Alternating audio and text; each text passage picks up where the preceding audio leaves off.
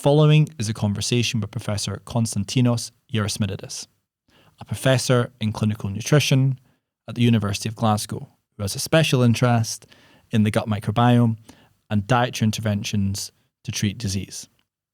We also had Dr. Richard Hansen, consultant pediatric gastroenterologist, who was on episode number 1 of the Inside Matters podcast. He's moved now from the University of Glasgow, Glasgow Royal Infirmary, and Nine Wells Hospital. This was the first time I had 2 guests participating in the Inside Matters podcast at the same time. It was an absolute pleasure. It was a lot of fun.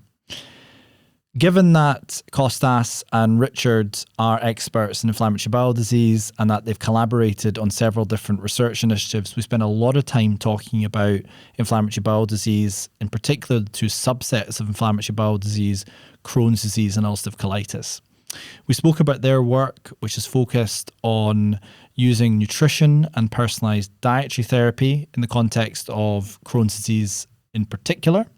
So they've been involved in a program called CD Treat, where they've tried to mimic the effects of something called exclusive enteral nutrition, EEN, essentially an entirely liquid diet with a diet that contained real food.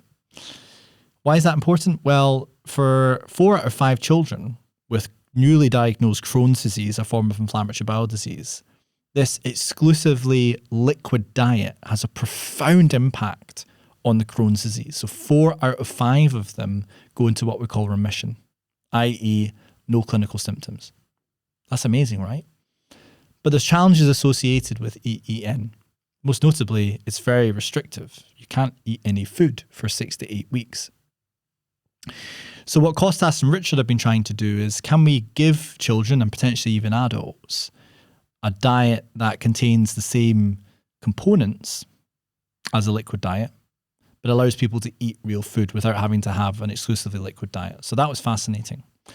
We also talked about some common myths and misconceptions associated with the microbiome. We asked the question, does the microbiota cause obesity? We also spoke about the microbiome field more generally and how it's progressed over time, and some of the challenges that both the field and the academic researchers have faced over the last decade. But it's not all about the challenges, of course. We've also talked about the positives and the ups and the successes that we've had together. This is a really interesting conversation that I think should be accessible to most of the listeners. We did go quite deep on some areas, but we always brought it back to, well, what does that mean for the listener? And what can the listener take away from it? I believe that you will particularly enjoy this podcast if you're someone with inflammatory bowel disease, if you know somebody suffering from inflammatory bowel disease, or you just have a general interest in that topic. You will also enjoy this podcast if you're interested in diet, nutrition, and how the diet interplays with the microbiome and how the microbiome interplays with the rest of the body.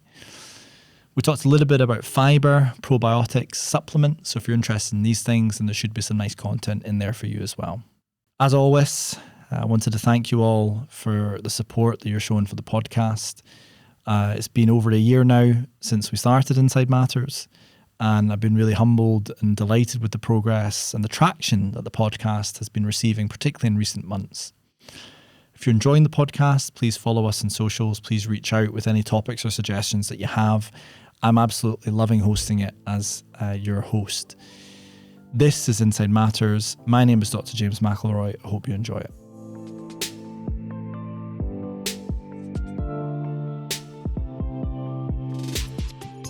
I'm the worst culprit. I just get too excited. Do you want to do the intro first? That would be a sensible place to start. No, because I've changed the way I do my intros now. I talk about the episode and what we learned and what we didn't learn. So don't want to kind of... Yep. Thanks so much. Thanks so much. I'm Dr. James McIlroy. This is Inside Matters. I invited these 2 guys hoping to learn something. Didn't learn very much. We meandered for an hour and a half and then we all went home. We're going to learn, the audience are going to learn heaps. I'm absolutely sure. This is actually the first time I've had 2 people on at the same time. Yeah. I'm genuinely excited about this. I know I'm going to learn a lot. And if I'm learning a lot, then the audience will learn a lot. So why don't we start with something easy? Because you're both experts. This should be straightforward. What is a healthy microbiome? Ooh. What is a healthy microbiome? I don't think there's a clear definition of what is a healthy microbiome. I think at the moment we just get it as granted that is the microbiome of people who don't have a disease. Yeah, I think that's fair. I think it's a really important question. It's almost a fundamental question, and it's disappointing that after a decade in this thing that we can't really answer that. And I think one aspect of that is that your healthy microbiome is different from my healthy microbiome, right? So if I suddenly had James McIlroy's microbiome, I might be going to the toilet all the time, do you know? Because yours I would hope that you'd see a whole load of benefits. I'd probably be like tremendously grateful for the rest of my life. But, so it's host specific, and that's important. And it's functionally important, and it's not pro-inflammatory. Those are functions or features rather than actually characteristics in terms of how it's made up. But it might be that a microbiome in one person that was perfectly tolerated and fine, transplant that into another person, and it might cause them an issue because it's not compatible with, what they need or what they're looking for. So I don't know anyone can answer that question yet, but we should be able to answer that question. Yeah, but I think we should move towards the definition of the healthy microbiome, and I think we have to take into account what factors contribute to shaping our gut microbiome. So diet is one of them. So if we assume, for example, that people who've got a healthy diet will have a healthy microbiome, then perhaps in the future we should be looking at studies where we give people what we consider as a healthy diet and try essentially to use the microbiome of these people as the healthy kind of like benchmark of the microbiome. The same way, for example, that we do for the growth of children. So at the moment, we define as optimal growth in a child, the growth of a child who has been born in the right environment, had received breast milk, the family didn't have any kind of morbidities or comorbidities, and there were no kind of socioeconomic factors to consider.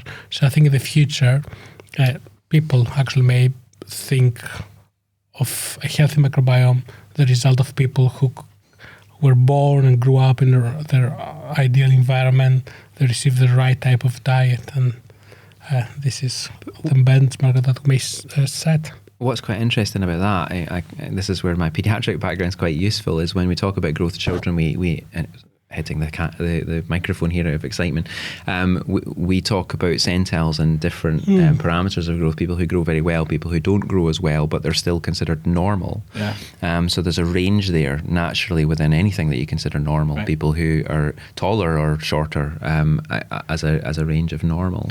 And maybe we need to think about that for the microbiome as well. It might be that you have people who have relatively super microbiomes that are protective and beneficial and help them do things like digest seaweed, and people who perhaps don't have some of those features, but still it doesn't cause them any pathology or any sort of secondary considerations. Other parameters that we can use to try and characterize healthy, because I know there's no mutually universally agreed definition per se of a healthy microbiome, but other parameters, characteristics like diversity, or you mentioned pro-inflammatory, is there some way of breaking it down to that kind of level? Yeah, I think there are kind of certain markers that we consider them as indices of a healthy microbiome. Alpha diversity, so the more bacteria you've got in your gut, and the more equally distributed these bacteria are in your gut, it is currently considered as a marker of a healthy microbiome, as well as certain kind of functional characteristics. So we know, for example, that short-chain fatty acids are very important for gut health and actually beyond our gut. So, for example, a microbiome which is associated with increased production of butyrate. Again, this is a characteristic of a healthy microbiome. But again, one of the things that we have always to bear in mind is what is healthy for you may not be healthy for someone else, particularly if someone has a predisposition to develop a disease. Are there any traits or characteristics or trends which are kind of universally observed in disease states? And I'm pushing on this because I want to get on to using the microbiome to diagnose disease. Yeah. Microbial therapeutics, Yeah. Are there any characteristics that are sort of universal across patient populations? The most studied one is diversity, probably. Yeah, that's right. And there is a suggestion that lower diversity is associated with disease states, with IBD being the classic one. And I suppose what I probably have an issue with diversity now, 10 years into this thing, because it's just maths. It doesn't really tell you what's going on in that microbiome. It just tells you that there's less abundance of things than there is in another one. And when I talk on this, I give a slide of a rainforest with lots of diverse species in it, and then I give a slide of just a tree with a wee shrub next to it, and I talk about one is a very diverse population and one is a low diversity population. But that doesn't necessarily mean that the low diversity population is wrong or is not suited well to that habitat. And I suppose we have been through an era where we've done what we can do to understand and explain these data sets, these quite complex data sets, and diversity is one way of doing that. Principal components analysis, where you plot them onto a figure, and the closer you are to another one, the more similar you are to that other one. We've kind of relied on these things for quite a long time, but actually I think the point that Kostas makes is a really good one. Actually, stop thinking about things like that. Start thinking about other things like function. What does this microbiome do? Does it actually help you with butyrate production, which is an essential fuel for your colonocytes? So good butyrate production should be a characteristic of a good, healthy microbiome, and that's something we can measure. So we probably need to get better at looking not just at the computer, what it tells us about what's there, or even these mathematical indices representing that, but actually integrating that with things like function. And actually, you're very good at that, I would say. Yes, and of course, it's also important to take into account not just broad markers of microbiome, kind of like diversity, because, alpha diversity is an estimate of how many different species you've got and how equally distributed these are. But you can have two people who may have the same diverse microbiome, but, they may have different taxa, different organisms. Some of them, for example, may have more beneficial organisms compared to someone else who has the same diversity, but his microbiome comprises mostly of pathogen or pathobiont organisms. So, going back to your question, James, is in most of the studies where there is inflammation in the gut, we see a low diversity. And of course, the question here is how much of this is primary and how much of this is secondary effect, because we know that having inflammation in your gut can affect your microbiome as well. And quite a lot of the excitement about diversity and disease comes from cross-sectional studies, or from people who already have the condition. So it's at the moment quite unclear how much of this is primary effect and how much of the secondary consequences of having gut inflammation. I think that's really important, cause and effect, isn't it? So if you have bowel inflammation, let's just talk about ulcerative colitis as an example of that. Ulcerative colitis, bowel inflammation, you have diarrhea, intestinal hurry, you have blood in your stool, you've got a pro-inflammatory environment, maybe not an ulcerative colitis, but certainly in Crohn's disease you might have malabsorption as a feature of that as well. So your intestinal luminal environment is very different. Things are rushing through. And so it's probably not a big surprise then that when you look at the diversity of what comes out the bottom end of that, literally out the bottom end of that, that is lower because it spent less time in there, and actually it's been a different ecosystem, or it's a different environment.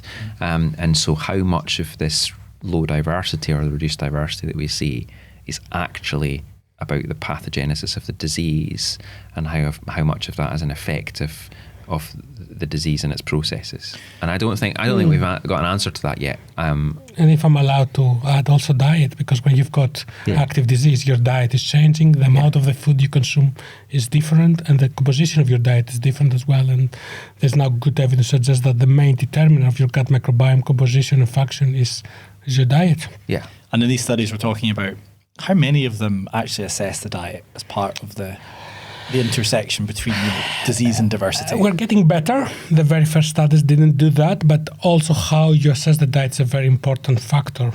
So sometimes people are thinking that collecting some information about the participants' diet by asking them a question about how frequently they consume certain food is what you need, but actually we now understand that assessment of dietary intake is a very complex thing to do.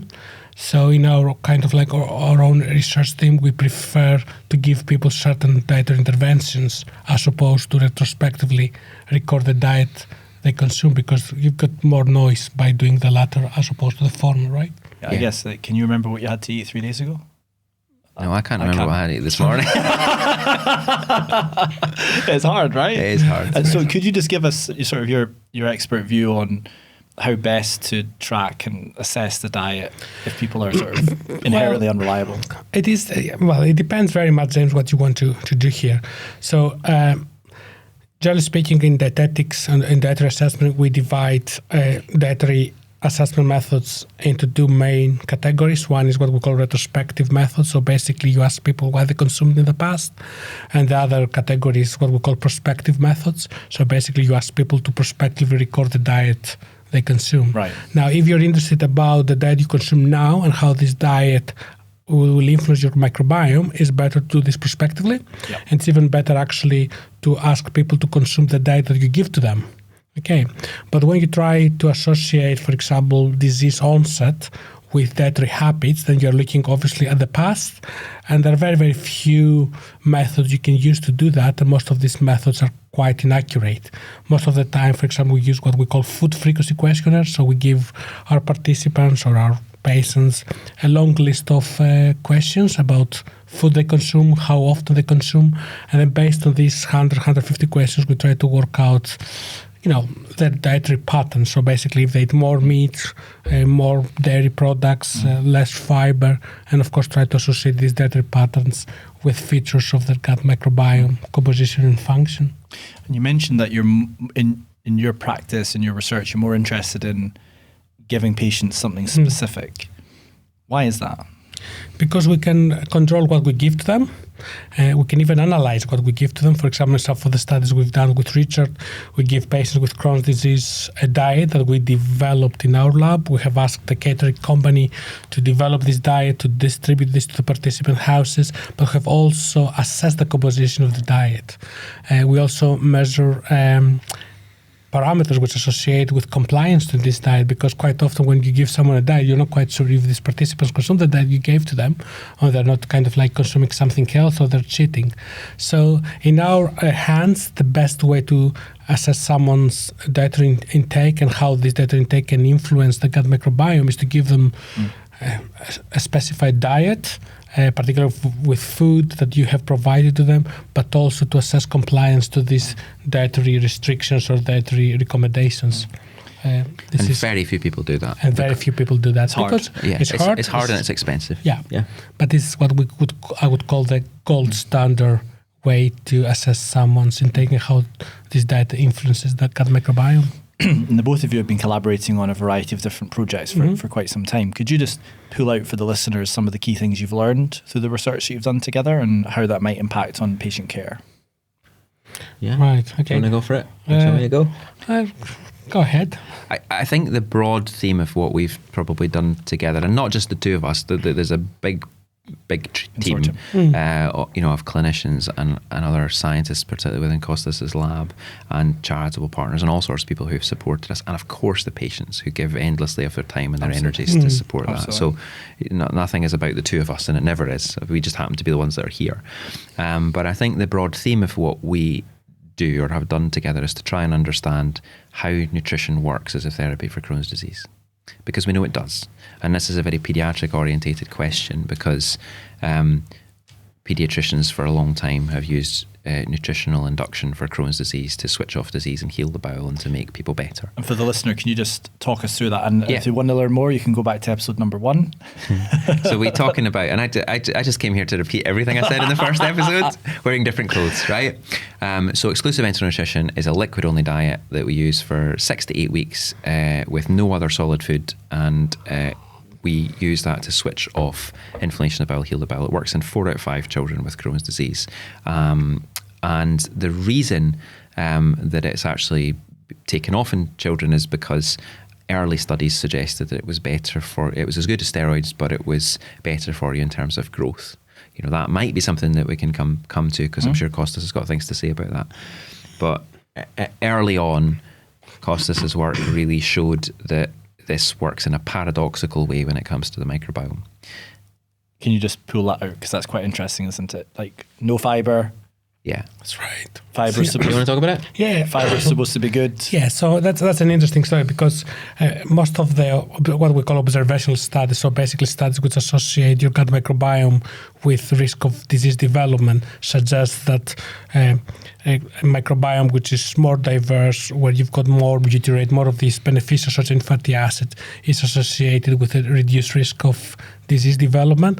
But when it comes to the management of Crohn's disease, we have this paradox. So essentially, we can effectively treat active inflammation by giving children a diet which has zero fiber, a diet which is suppressing the gut microbiome, a diet which is suppressing these beneficial fiber-producing, fiber-fermenting species, and a diet which reduces your butyrate concentration by a factor of 3. Wow. Okay, but despite all this kind of like suppression of the gut microbiome, these children get better, and we've got improvement in gut inflammatory markers.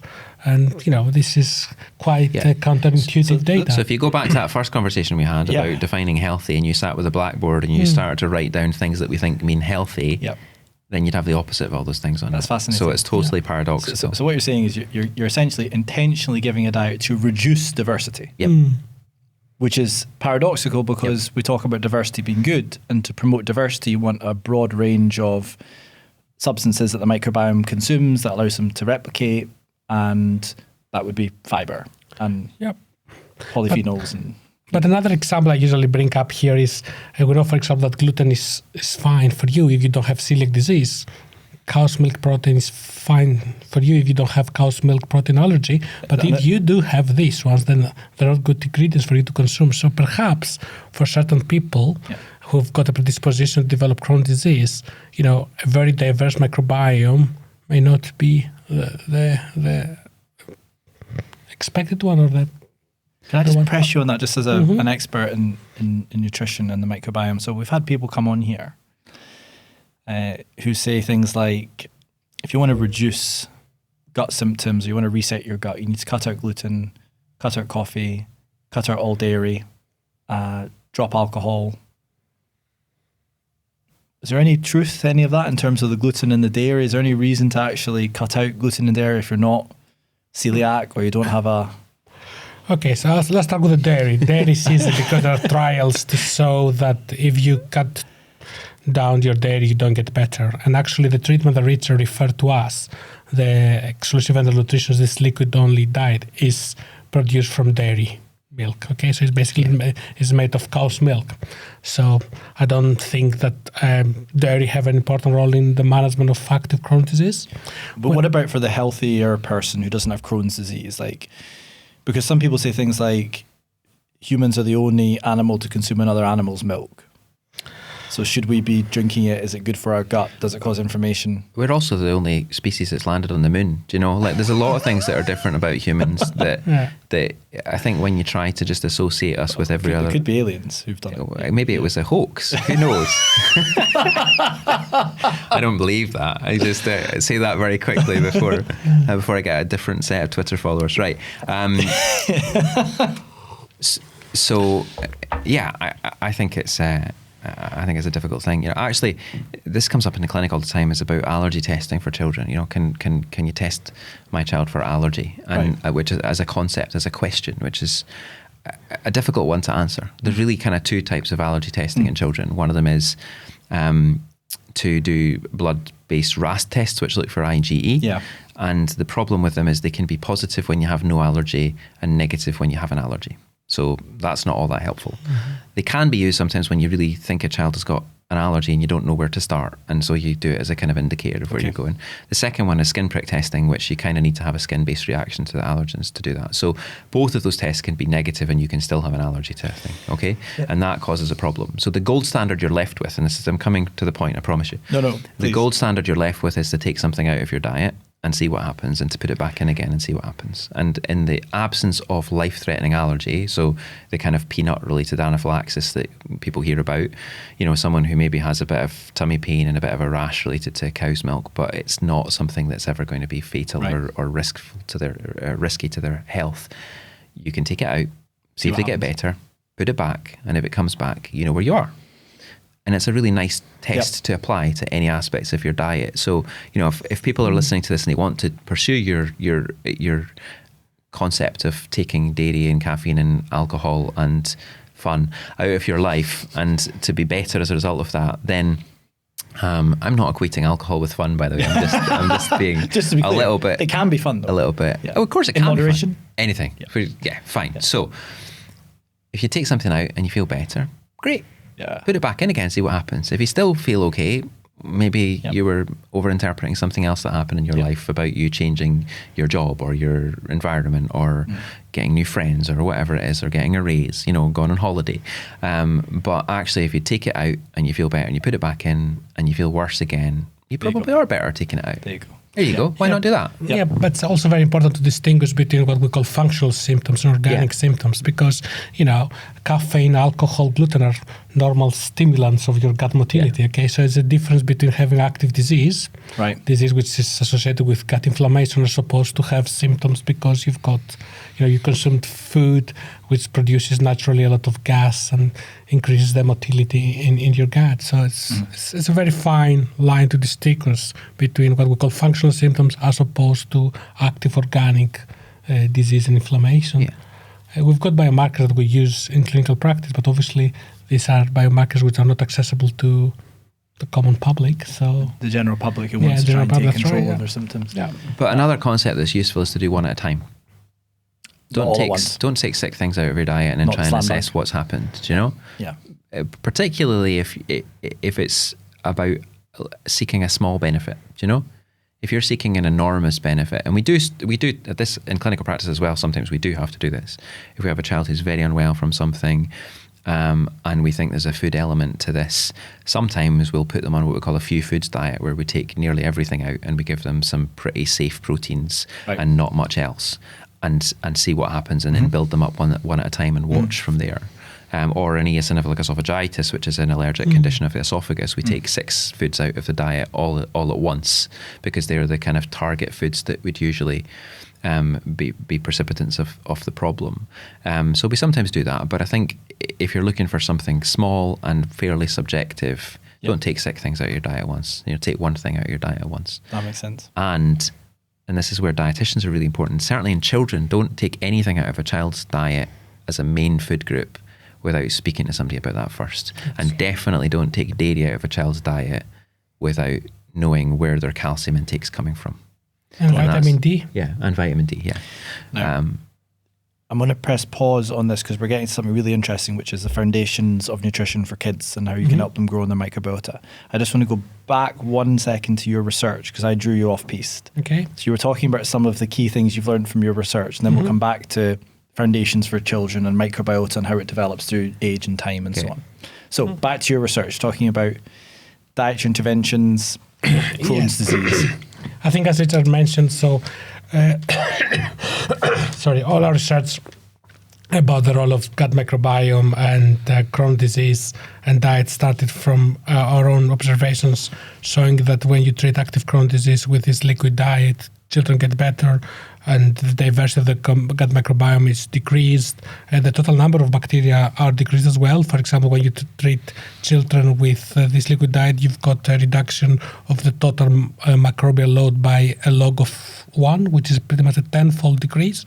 So based on this kind of science and the experience we have had with the use of this liquid diet, we decided to develop a food-based dietary therapy. So it's essentially a diet which has similar composition to this liquid-only diet, and a diet which has the same effects on the gut microbiome. So we developed this diet, what we call it CD Treat. So this CD Treat diet tries essentially to mimic the composition of the liquid diet. And we tested this diet, first of all, in healthy people. Just try to see if, let's say, the new diet, the CD Treat diet, can induce the same changes on the gut microbiome as the liquid-only diet. And So did we achieved that, yep. So we did that in a very small, what we call crossover randomized controlled trial, where we gave healthy people this new diet for 7 days, and we compared the effects of this diet against the liquid-only diet for the same period of time. Then, of course, we wanted to double-check and confirm our findings in an animal model of disease. So in this case, we used a model of gut inflammation. So these were rats who were fed this new diet against the liquid diet for 7 days. Of course, we had to sacrifice the animals. We collected luminal samples, so basically their gut microbiome. We assessed the gut inflammation at the gut level, and have shown that the effect of the new diet is similar to the liquid-only diet in terms of improving the gut inflammatory markers. We measured, for example, certain cytokines, and the gene expression of these cytokines was reduced. And we have also performed a histopathological analysis, and again, we have shown that these effects were comparable. And of course, you start working with humans who are healthy people, then you're going to animals who have a disease, and the ultimate study to perform is to take all this preclinical, as we call it, data and try to translate that to clinical research. So we performed back then a small trial, which is now a quite big trial. So we started with 5 children who had active Crohn disease. We gave them CD treat for 8 weeks, as we would normally do with EN. We have observed that 60% of these children had no symptoms after received CD treat, and in half of these children we had normalization of the calprotectin. So basically, the normalization of the calprotectin dropped by 50%. Of course, all this data together, take into account preclinical data in animals and healthy people, and this pilot data in children with Crohn disease helped us to make a strong case to pursue this in a much larger population. We received funding from a philanthropic organization in the States. We have recently completed a study where we have tested CD treat in 60 children and adults with Crohn disease. The results look good. Our original observations are confirmed, and we're in the process of publishing this work. Are you able to disclose what CD treat is from a kind of food group? Is it burgers and chips? Yeah. Is it iron brew and bacon butties? I get asked that a lot. Yes, we're asked this a lot. And I think, as I told you before, what we try to do with CD treat is we try to mimic the composition of EN. So basically, we know that exclusive enteral nutrition, or this liquid-only diet, is gluten-free, it's lactose-free, it has no fiber, and it has a certain kind of like composition in terms of carbohydrate, fats, and protein. So what we try to do, we try essentially to replicate this diet by using normal food. And in theory, you can use any food you want, as long as in the end you deliver to this child the nutrient and the food ingredients of EN. Could you go a step further, do you think, and try and delineate the sort of lactose, gluten, which element is actually maybe having the biggest driver of reducing inflammation? And I think we will. I suppose it's important to point out that I think the journey that Kostas describes that started from the healthy volunteer study, I think started in 2014. That's right. Yep. So it takes time. It takes quite a long time to do this. And actually, I don't think our hypothesis with CD treat was if the liquid component isn't important. That's not important at all. The solid versus liquid doesn't matter. What matters is what the composition is. That's probably the kind of underpinning hypothesis behind CD treat. And if we could match what was in the liquid with foods, then it would do the same thing. And I think we're proving that point. And what that then gives you is we don't really have hypotheses necessarily that gluten or lactose or, fiber's a slightly different one, I suppose, that these are important in the therapy for Crohn's story. Probably we believe that they're not, but that's a separate conversation. But what CD treat allows you is a baseline from which you can say, right, CD treat 2 is going to be the same, but we're going to put gluten in. Because you can then test it. Your first one works, you've added one component. CD treat 3 is gluten and lactose, do you know? And you can actually incrementally move towards a normal diet, creep by creep. You might even be able to do that in the same cohort of children or the same cohort of patients if you use calprotectin as a marker as you introduce different things. So we're certainly in the process of discussing what comes next, because we've finished recruiting to the open label study. And one of the things we as a team, I mentioned how big the team is earlier, need to think about is what are we going to do next? Where are we going to go next with CD treat? Do you think you would have had a similar benefit if everyone just had like the classic Mediterranean diet, but didn't have any refined foods? It was all minimally processed. Well, you're touching on two different things here, James. One's Mediterranean diet and one's about ultra-processed food and food additives. So I'll start with the second bit. So one of the things which is very interesting is that there's a lot of animal data to suggest that food additives are bad. But when we treat children with active Crohn disease with this liquid diet, we give them a lot of these food additives. Like emulsifiers? Yep. So we give them maltodextrins, which is not emulsifier per se, but we give them carboxymethylcellulose, which is emulsifier. We give them carrageenans. We give them polysorbate 80. So one of the things that we learned a lot working with Richard and the team in general is that preclinical data in animals does not translate to human Very disease recommendations, particularly when you can actually treat active disease with these food additives. So if anything, they can be beneficial. So are these food additives something to be concerned about from a gut health perspective? It's a very difficult question to answer because there are tens of thousands of different food additives, okay? So at the moment, we have studied 5-6 of them, and we make a lot of fuss about them. So I can certainly tell you that the ones that we certainly think are bad for Crohn's disease most likely aren't, because all of them are included in the composition of the feeds that we use to treat children with active Crohn's disease. But there are 1,000 others that we haven't tested yet. So yeah, this is an interesting area of research to pursue in the future, but I think we have to do it within a very careful way. It's very important for us to understand mechanisms of action using animal models, but it's totally wrong to develop data recommendations from animal experiments. And this is a mistake that we keep on doing all the time because now there are... Well, we don't. No, not as Richard and Costas, but... Societies do that, actually. There are actually quite a lot of the recommendations out there about what patients with Crohn's disease and ulcerative colitis should consume or not are based on preclinical animal-based data, which in our opinion is wrong. One of the smartest papers that I think you've been responsible for putting together in recent years, Costas, was one where you took that concept, you said, okay, these are all the foods that we've been associated or linked with Crohn's disease as being important. But actually, let's look at all the formulas that are used to publish on as successful treatments for Crohn's disease and exclusive enteral nutrition. And let's look at the ingredients list. And let's look at these, I think 61, wasn't it? 61 feeds, Feeds. Products. And all the different components that are present within those feeds. And if they're there and that feed's successful in treating Crohn's disease, then...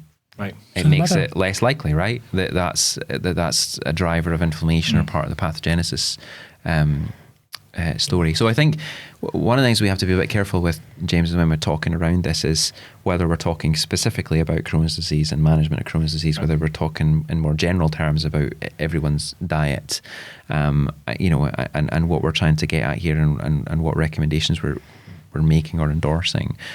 I think another thing that the community, if I can say that, often get a bit confused about is that when we're talking about CD treat or exclusive enteral nutrition or any of these therapies for Crohn's disease, we're talking very specifically about someone who has active Crohn's disease that we're trying to switch off the inflammation and heal their bowel.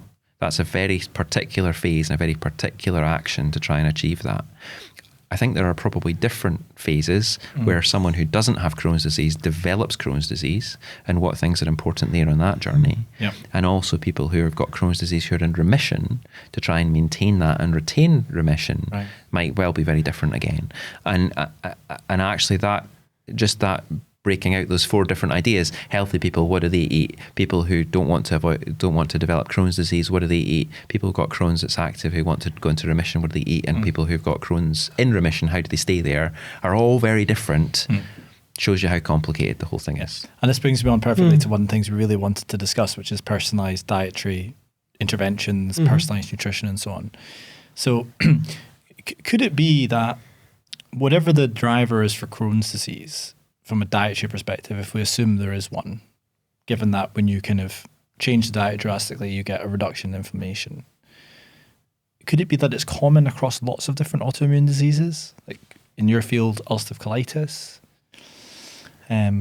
systemic autoimmune disease? Has it been driven by the gut, and is it diet that's driving these conditions, do you think? I mean, one of the things that's probably surprising is how little exclusive enteral nutrition has been trialed in different inflammatory conditions. Right. That's right. There's, people always say it doesn't work in ulcerative colitis, but there's really, really little looked at it. There's one study very recently that a lot of people have been excited about that came from India that showed that if you have people with acute severe colitis, the worst form of ulcerative colitis, and you give them, I think it was a week of exclusive enteral nutrition in addition to standard therapy, those patients tend to do better. But it's quite a big ask, actually, because you've got someone who's profoundly sick, who you're putting on IV steroids, which are an appetent stimulant, and then you're giving them a liquid-only diet. It's a big ask, but actually incremental gains in that particular condition are important. So I think there might well be a vogue towards trialing these things a bit more as we move forward, particularly as we start accessing more acceptable forms of dietary therapy. So if CD-treat becomes, a therapeutic option, which I hope it will, then actually being able to offer people a solid food diet in that context rather than saying we're going to put you on a liquid diet for 8 weeks, it means that you can test and try these things more in that setting. Because some people swear by this carnivore diet where they only eat meat for a period of time and their psoriasis goes away, just as an example. Yeah. And maybe there's some parallels there between the carnivore-only diet and meat-only diet and what you're talking about, as far as there's no fibre. It's pretty low fibre, yeah. Yeah, the carnivore diet is pretty low fiber, but it's also pretty low in carbohydrates. But it's not the case for the liquid diet, because the liquid diet is low in fiber, but it's pretty high on carbohydrates. So I don't think they're synonym, kind of like diets. EN has been used with some success also in children with arthritis. Right. Yeah, so there are a couple of studies published, I think, in Scandinavia, where children who had juvenile idiopathic arthritis were given EN for 8 weeks, and the authors observed improvements in inflammatory markers in blood. We are in the process of doing a study here in Glasgow with adult patients with rheumatoid arthritis, where they will be offered exclusive enteral nutrition. You don't know about that, right? No, I don't know about that. It's a Sorry. bombshell. I get really excited though when you're talking about this. So the reason we use EN is because one of the unique characteristics of exclusive enteral nutrition is that this diet is a diet which is free in fiber. And normally it's almost impossible to produce a diet which is free in fiber. Even with CD-treat, that we aim to reduce fiber as close as possible to the EN levels, it's almost impossible to bring it down to zero. Yep. So we think that in these conditions, EN most likely works because it doesn't provide fiber to bacteria. So essentially, the bacteria are undergoing kind of like a status of fiber starvation. Is it fair to say that if you're healthy, fibre is probably good? But if you've got acute inflammation in your gut, maybe systemically fibre might not be good? And if so, why would that be? Well, there is a paper recently published by the Canadian group in Edmonton, which shows exactly what you said. So they say that if you have no inflamed gut, fibre may be good for you. But if you undergo a major inflammatory response, then this fiber actually may cause more inflammation, mainly because you don't have the right type of bacteria to break down this fiber and produce this beneficial short-chain fatty acids. So again, going back to this idea that Richard mentioned, that the same nutrients may play a different role in disease etiology, in management of active disease, and maintenance of remission. So what I say to my patients now when I give them a course of exclusive enteral nutrition is it feeds the human, but it starves the bacteria. And I might have said that to you before in episode 1, I'm not sure. I think you may have, But I think that concept is quite a good one, because you're giving nutrition to the host, but actually you're reducing available substrate distally. And I think that's probably what's underpinning the paradoxical finding that Kostas identified all those years ago, that you are diminishing everything, you are making everything worse, but you're actually also reducing activity of these key organisms that might be important in driving inflammation. Yeah. My brain's sort of jumping ahead a little bit, and I'm thinking, is there not maybe a third or a second paradox here, which is that for some reason you add in a ton of diversity with an FMT. Yeah. And you, in some diseases, are having quite a profound impact. Inflammatory conditions I'm thinking of, right? So how might that be? So C. diff is the kind of ultimate FMT therapeutic option, I suppose. It's the place where we've got nice recommendations now to support FMT, right? Which Absolutely. I think has been a bit of a game changer probably, and has certainly increased the public's appetite for FMT as a potential therapy. I'm sure you've seen that or come across that. Definitely. But C. diff is a relatively straightforward form of dysbiosis, if we use that word, where you've got overgrowth of one particular pathogenic organism, and then once you throw competitors into the mix, it seems to just give up and go home. Do you know? And I don't think that treating C. diff is all that complicated, which is why I think FMT works very well there. There's relatively little, and it's very patchy about FMT and Crohn's disease, and I kind of understand why, because Crohn's is such a heterogeneous condition that it's hard to know how and when you're choosing for that, and I suspect people are more anxious about it because of the possibilities of fistulas and strictures and things, you know, whereas it's used more in ulcerative colitis with relatively consistent signal. There's one or two now that have come out that have kind of said there's not a great signal here, but relatively consistent signal, but probably not a maintained signal. And one of the questions is, how do we identify who's going to benefit? How do we match that to them in a way that makes sure that they benefit maximally for that, and how do we maintain that? And I think those are important questions going forward there. I've always thought that Crohn's, this is quite crude and I don't really have data to back it up, but it's how I've thought about this for a long time, that Crohn's is to some extent the presence of some bad guys that cause inflammation, and so that's why reductive therapies like EEN work. And ulcerative colitis is the opposite, is the absence of organisms that contribute something to function, whether that's butyrate production or whatever, you know, that there's something there that's missing that the host needs. So when you give an additive therapy to ulcerative colitis, you're helping to give that back. For whatever reason, it's not maintained, and that falls back down to baseline again, but there must be a way to address that seesaw and to fix that by adding over here, and to fix that by taking away over here on a permanent basis or replacing. And I think, and we've talked about this before, I think there might well be ways to do FMT successfully in Crohn's disease, but I think just battering it in there and expecting it to work is too simplistic. I think we need to be cleverer than that. And I think as we go forward with microbial therapies in these conditions, we need to start thinking about what are we trying to achieve and what's the best way to do that. How do we set the scene so that the FMT or whatever colonizing therapy we're going to use here is most successful and actually gets a chance to do it? And that might be things like pre-treatment antibiotics. I always go back to quite popular. I always go back to the sort of cancer model, which is, you know, you don't just do a course of chemotherapy. You know, there's a plan from the outset about how, you know, where what is this tumor, where is it, how are we going to address this? And there's a combination often of three things: radiotherapy, you know, well, surgery, radiotherapy, and chemotherapy, depending on the cancer. I'm not a cancer expert. I have to be careful now because I'm going to go say something that's wrong, right? In 2023, immunotherapy, right? Immunotherapy. But all these different therapies come together to achieve a longer term goal, and hitting something really intensely at the beginning, knowing that you're going to achieve something long term is worth doing. And I don't think we've got there yet in IBD, but I think we probably will go there. I think that's where the field's moving. Sorry. Now that brings me back to personalised dietary intervention. Yeah, so it's a big thing. A lot of patients pay a lot of money to small biotechs and companies and startups to get their need personal... to get you a lawyer before we answer this question. No, I mean, I don't need a lawyer. The Spagan position paper has just been published.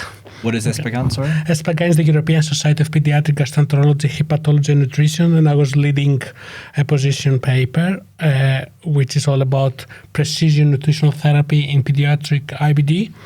So there's a lot of interest at the moment among healthcare professionals, scientists, and patients themselves about trying to personalize their nutrition. So essentially, there's this concept that different people respond to food differently based on their microbiome, their genetic makeup, their immunophenotype.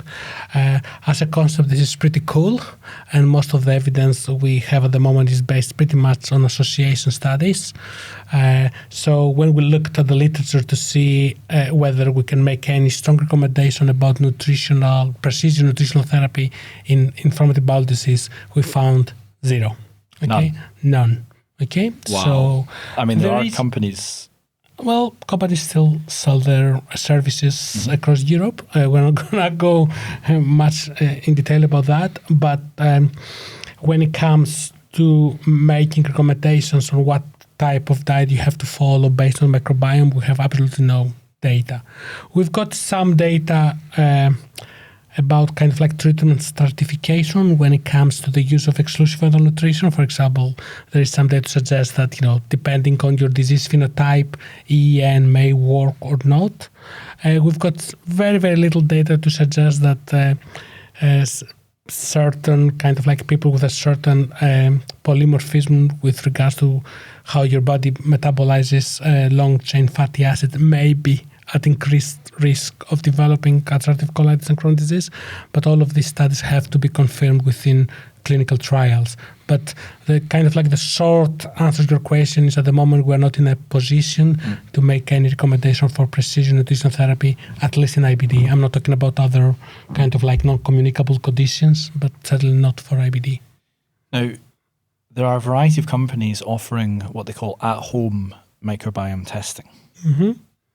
And some of them claim to be able to give you recommendations around what to do next in terms of food you should avoid, food you should start eating, so on and so on. It sounds like, and I'm not talking specifically about any one company per se, but it sounds like we're maybe not quite there yet in terms of being able to action a report like that. In the context of IBD, certainly we're not there. I don't know, what is your... I think you can go further than that probably, and I think this goes back to question one. Tell me what healthy is.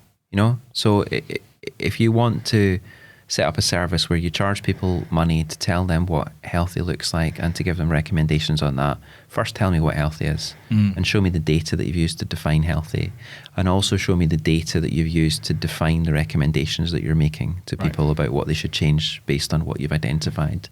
And show me the robustness of your methodology, that if you take a poo and put it in a pot and post it somewhere, and then that goes through all your various methods, that's actually robust. And if you did the same thing, taking it immediately to the lab or putting it straight into a -80 or, all the various things that you can do that, lots of people have done, and not least cost us here, to actually try and validate methodologies in the lab. Show me that that's all robust as well. And once you've done all that, then I'd be happy to support your product and endorse that and recommend that. But right now, I get asked these a few times a year, actually. Someone will bring me a big fancy report that they've paid quite a lot of money for and say, can you help me with this? And I would love to be able to help them with it. And I usually say, I wish you'd asked me first, because I would have said not to spend money on that and not to go there, because I don't know what it means. And this is as someone who's both a clinician and specific scientific training and significant personal and professional interest in the field. Yeah. And if you can't give someone... I think I know a reasonable amount about what this report should mean or what it should be telling me if I'm a patient, And actually, when it comes to... I see it a couple of times. I see it in people who don't have inflammatory bowel disease but who have other gut-related symptoms looking for an answer, and I understand that, I completely understand looking for an answer. It's literally what I do for a job. Right. And I see it in people who've got inflammatory bowel disease trying to help guide therapy or choices for therapy. But it genuinely doesn't give me anything new to bring to that patient's journey or to offer them. And I generally recommend people don't go down that path. Now, that's not to say that won't emerge as a new thing going forward, and I really hope it does. It could, right? Yeah. Actually, there's not, I'm thinking I'm right in saying this, there's not a single microbiome diagnostic test available yet, beyond like doing a stool for E. coli and knowing that's pretty crude, isn't it? But nobody has yet developed or validated a microbiome diagnostic test that's useful, either in terms of confirming a diagnosis or prognosticating an outcome for somebody. There's lots of interest in this, and one of the things that we've done, and we did definitely talk about this in episode 1, because I know you've snapshotted it and made me a machine learning expert, is how we use machine learning and tools like that to try and predict something. Yes. But that's actually one of the funny things about that is we don't really do that believing that that's the direction of where that's going. We use that as a scientific tool to interrogate a question on a binary outcome. Yeah. So you might say, can you show me Crohn's versus non-Crohn's? Can you show me responders to treatment versus non-responders to treatment? So that we try to understand the biology that underpins that. We're not actually saying, can this machine learning predict this so that we can generate this as a test and sell this on the market. That's a totally different concept. And actually, by the time you've done that, just do a calprotectin, it's much cheaper. Do you know, if you're actually asking a question Right. about whether someone has or hasn't, you know what I mean? Like there's other tests that are available. And we have also to think about the implications of all this recommendation about nutritional therapy, people avoiding food additives based on animal models. You know, patients with IBD restrict the diet anyway. Suddenly we tell them that, you know, they need to follow a certain type of diet to get better. We tell them that all these ultra-processed foods and food additives are bad. So actually, you know, we drive them really nuts because they restrict the diet anyway because they feel that, as you told us, gluten, dairy products, and fiber are bad. Now we tell them that food additives are bad as well. And now we tell them that there's actually a certain diet they have to follow. So we have to think a little bit about the implications of making this recommendation for patient care and their well-being in overall. What's fascinating for me listening to you talk about your work is that it sounds like you actually maybe don't need personalized dietary interventions for people with acute inflammation, because you've got this excellent tool, notwithstanding limitations, liquid diet. But it seems to work, and more adults could try it. And the thing that gets me most excited is it's essentially not correlative evidence, it's causation, right? You're drastically changing what's going into the gut. Yeah. And as a result, you're having significant local effects in the gut, but also potentially systemic. And there are people, and I come across them all the time in my capacity, because I'm not immersed in, I guess, academic circles all the time, in clinical circles all the time, where I think you've probably got a higher proportion of believers. I'm up against people who say things like, no, the microbiome's not important. Yeah, I mean, seriously. We have to be careful because the fact that EN changed the microbiome does not prove any causation, okay? Bacteria can change because you just give them a diet which is free in fiber. But certainly the fact that extracerebral nutrition changes certain species that we think that are important, okay, and they actually change in a different way, help us to understand that these guys are not very important in the disease management. But for us to be able to prove causation, we need to run these well-designed randomized controlled trials, while essentially we try to manipulate the bacteria that we think are important for the disease course and see what's going to happen in patients' outcomes. It's really interesting because this is a big weakness of dietary therapy across the board, and this comes up from time to time, you know, when people are trying to make recommendations about diet and where it sits in guidelines and things. It's like, yeah, but you don't really have a placebo randomized control trial. For diet? Yeah. Because people would die. People would die pretty quickly, actually. So the mortality on one side of that would be very strong. Yeah, but actually, it's very hard. So people get around that by doing a randomized trial against something else, do you know? So there's a paper published that compares specific carbohydrate diet against Mediterranean diet and gastroenterology. Our Canadian and Israeli counterparts really developed a diet called CDED, Crohn's disease exclusion diet, and they compared that against exclusive enteral nutrition. And we will probably, with CD Treat, take it down a randomized trial against something. But I don't think it's never going to be against placebo, because not giving people food is not an option. And actually, ethically, there's this concept called equipoise, which says that you need to kind of have enough uncertainty about your ultimate outcome that it's reasonable ethically to do what you propose. That you don't really have equipoise that giving people with active Crohn's disease a normal diet is a reasonable thing to do. It wouldn't be fair to do that to people, to say, oh, actually, why don't you just spend 2 months on a normal diet with your Crohn's staying bad and getting worse, whilst this other group get a therapy that we think will work. So it does make it very difficult, and it's a hard hurdle to overcome. I suppose how we've addressed that till now, and our studies have been open label, and one of the open label means that everybody knows what the person's getting. So if I was going to give you penicillin, you would know it was penicillin, and you would know that you were getting it because I was trying to treat an infection. So when people get CD Treat, they get it knowing they have Crohn's disease, knowing they have active inflammation, and knowing that this is a diet that we presume will make them better. And of course, you'll have heard of, I know you trained doctors, so you've definitely heard of this, but I'm sure most of your viewers will have heard, and listeners and viewers will have heard of the placebo effect, which can be quite strong when you give someone a sense of suggestion that something's going to work for them or might work for them, that actually they would get a benefit just from putting themselves into that mental place. Or there's a lot of complexity about what that is and how that works. But, you know... Can I just add one point there, which is really fresh and new? There's been some preprint papers that have come out recently that suggest that the size of the placebo effect can correlate to, for example, you telling the patient that this is a higher dose versus a lower dose.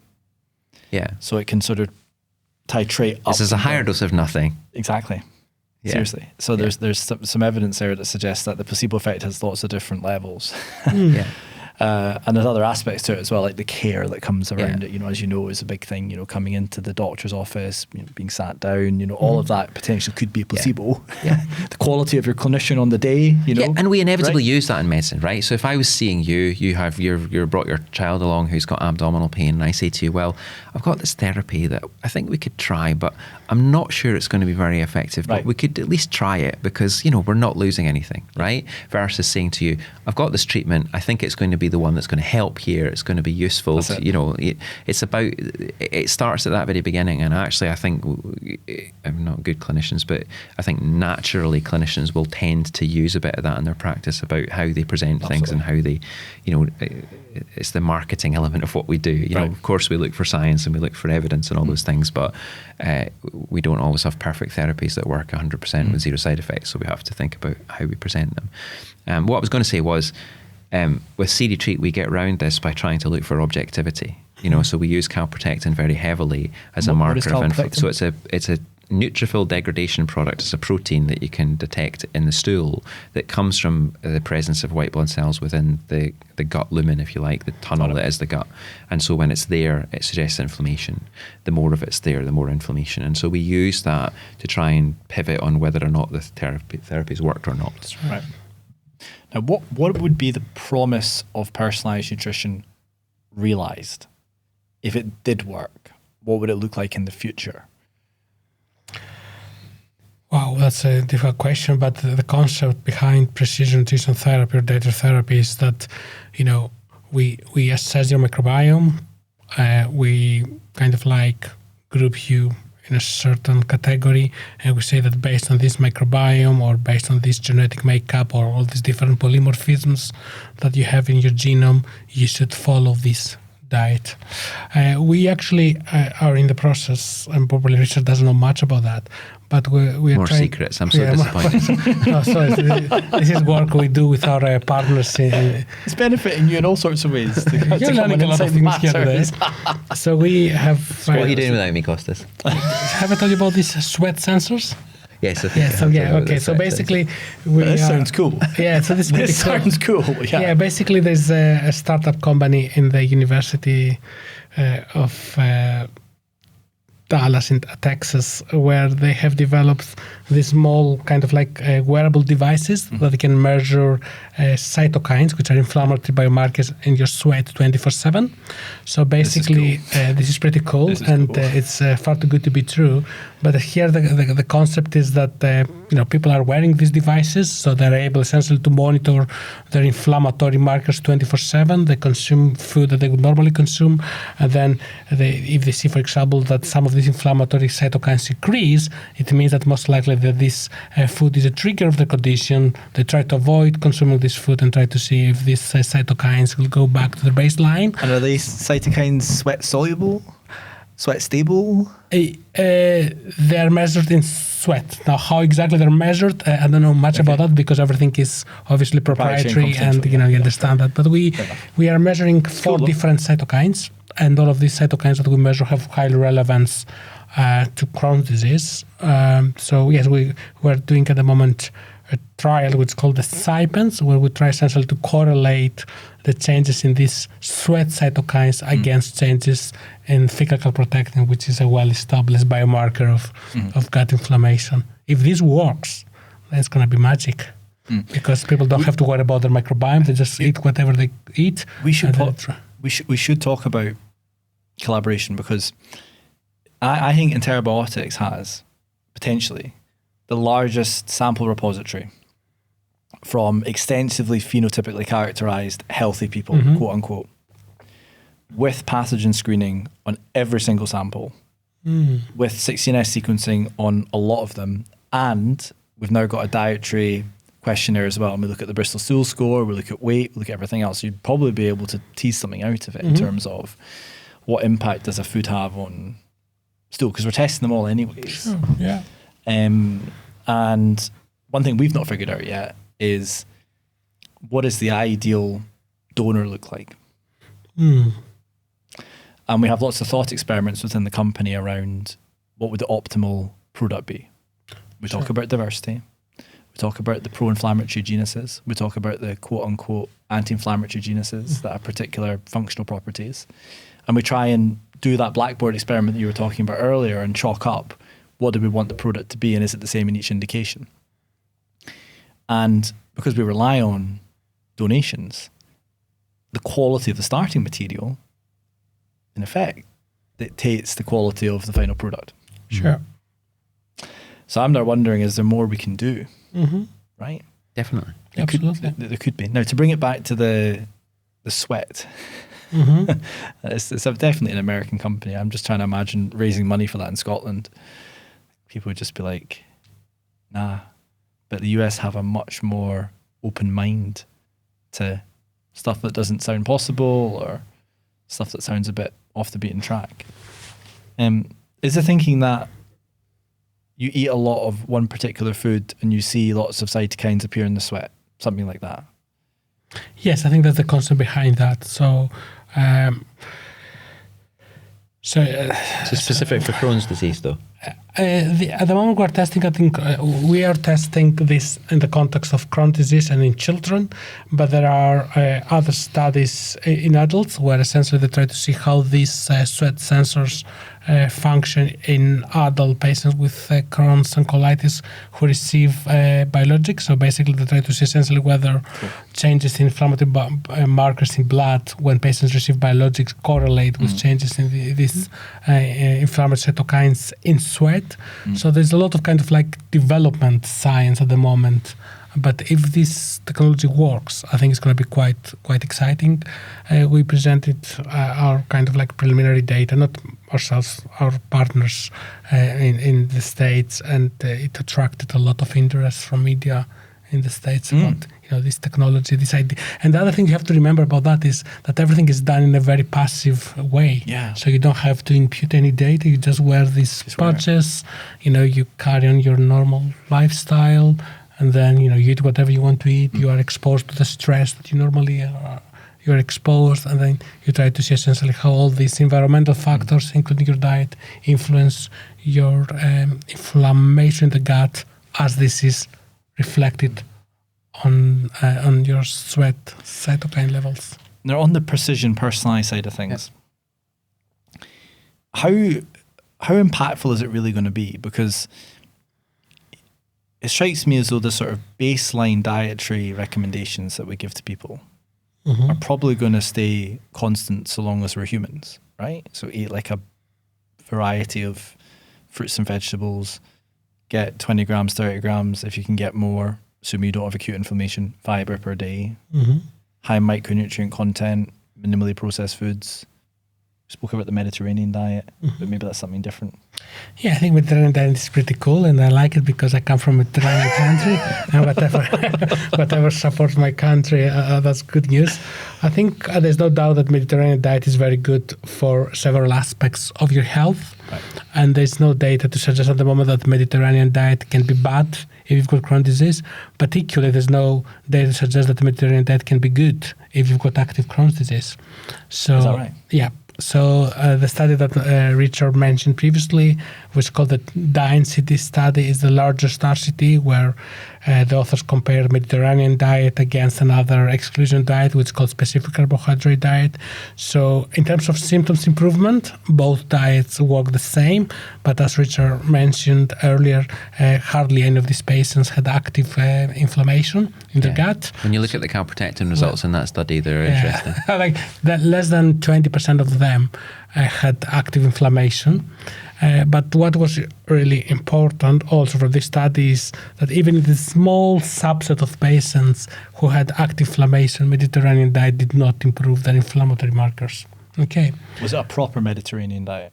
Well, that's a very good question. So what is a proper Mediterranean diet? Yeah, what does that mean? That's what I'm trying to get to, because for you as a man from the Mediterranean, it might be slightly different to. But you're a Greek man from the Mediterranean. The Italians would say something slightly different. But in my opinion, I don't think it's just the matter of Mediterranean diet. It's the Mediterranean lifestyle, which is sun. Yeah, it's sun. It's a lot of leisure, kind of like physical activity, less stress.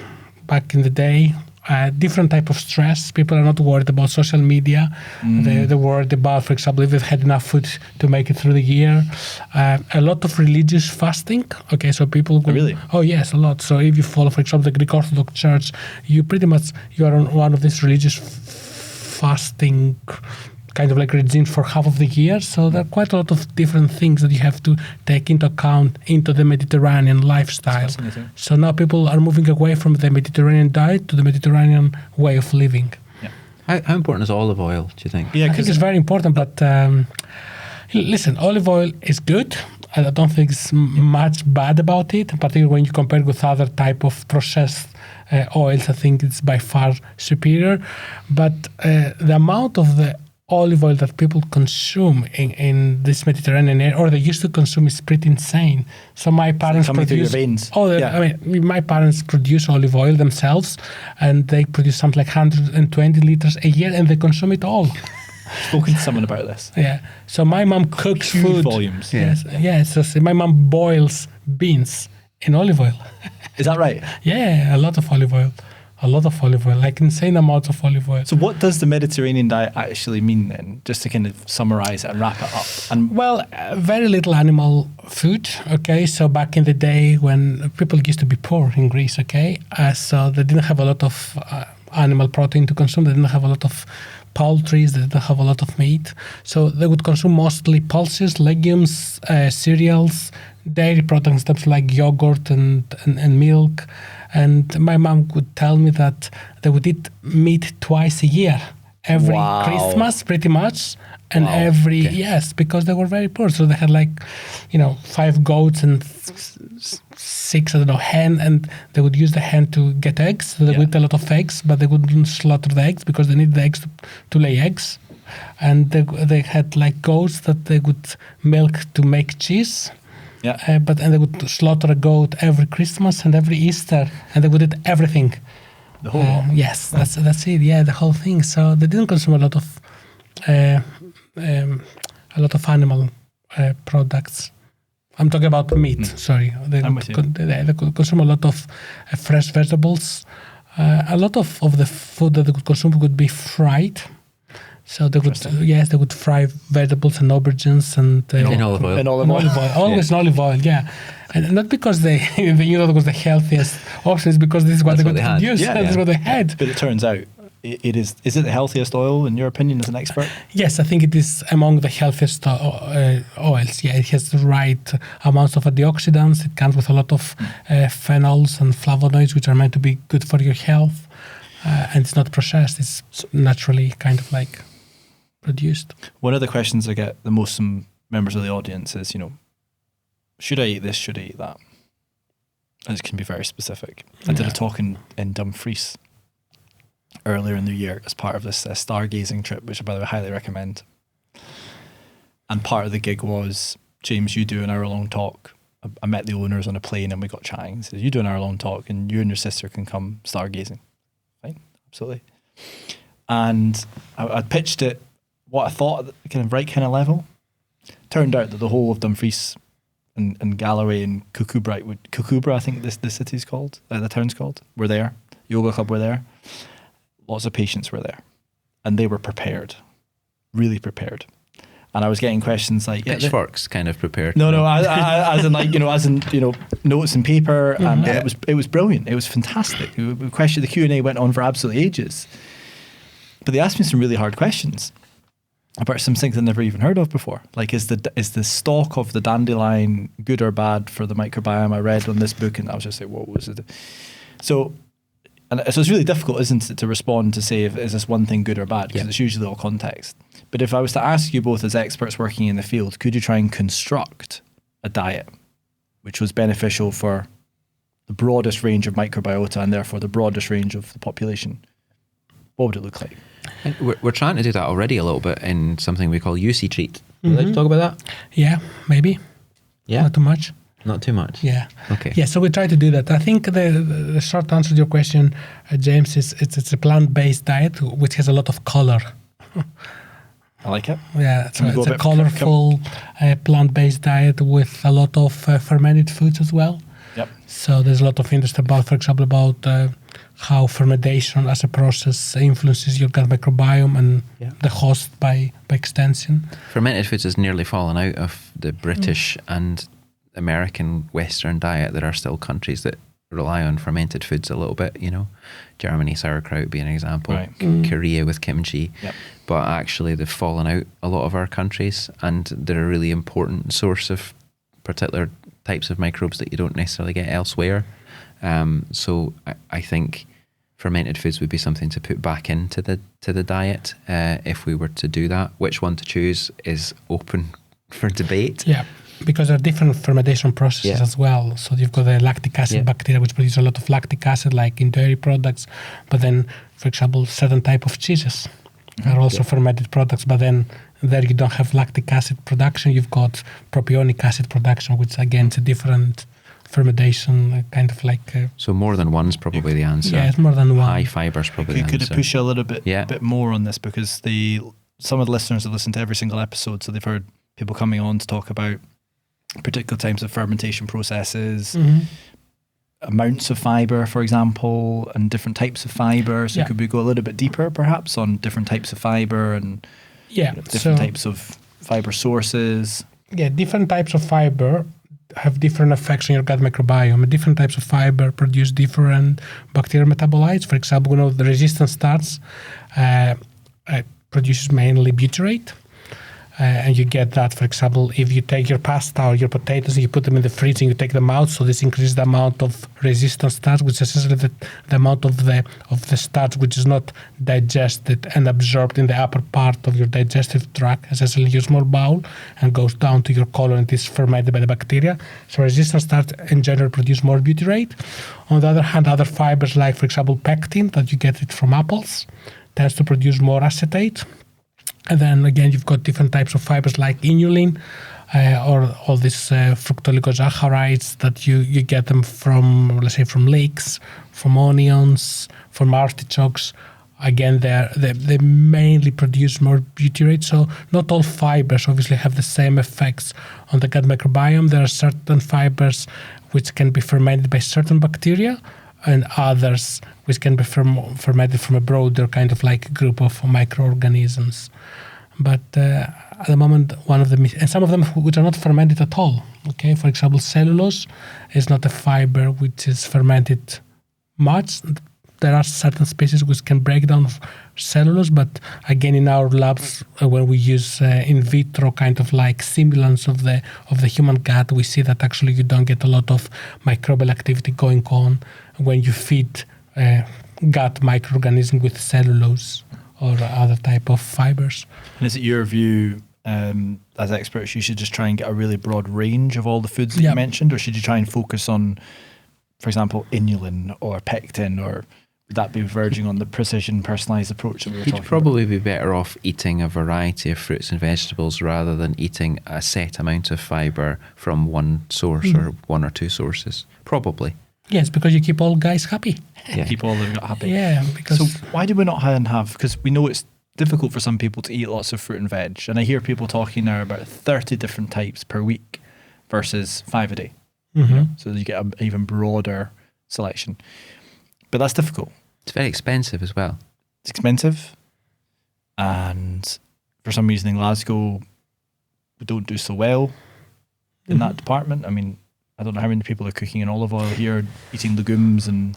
Yeah, olive oil will not have major effects on your gut microbiome, but I don't necessarily agree that eating a colorful plant-based diet is expensive. I will totally disagree with that. So can we have that debate then? I think you can have, cheap fruit and vegetables. You can eat a lot of apples, a lot of carrots, a lot of broccoli, a lot of lentils, a lot of oats. And I hope you agree with me that none of these plant-based foods are very, very expensive. They need time to cook them and prepare them. And of course, we live in an environment of convenience where people prefer to eat ready-to-use meals. But I would totally disagree that healthy, good food is expensive.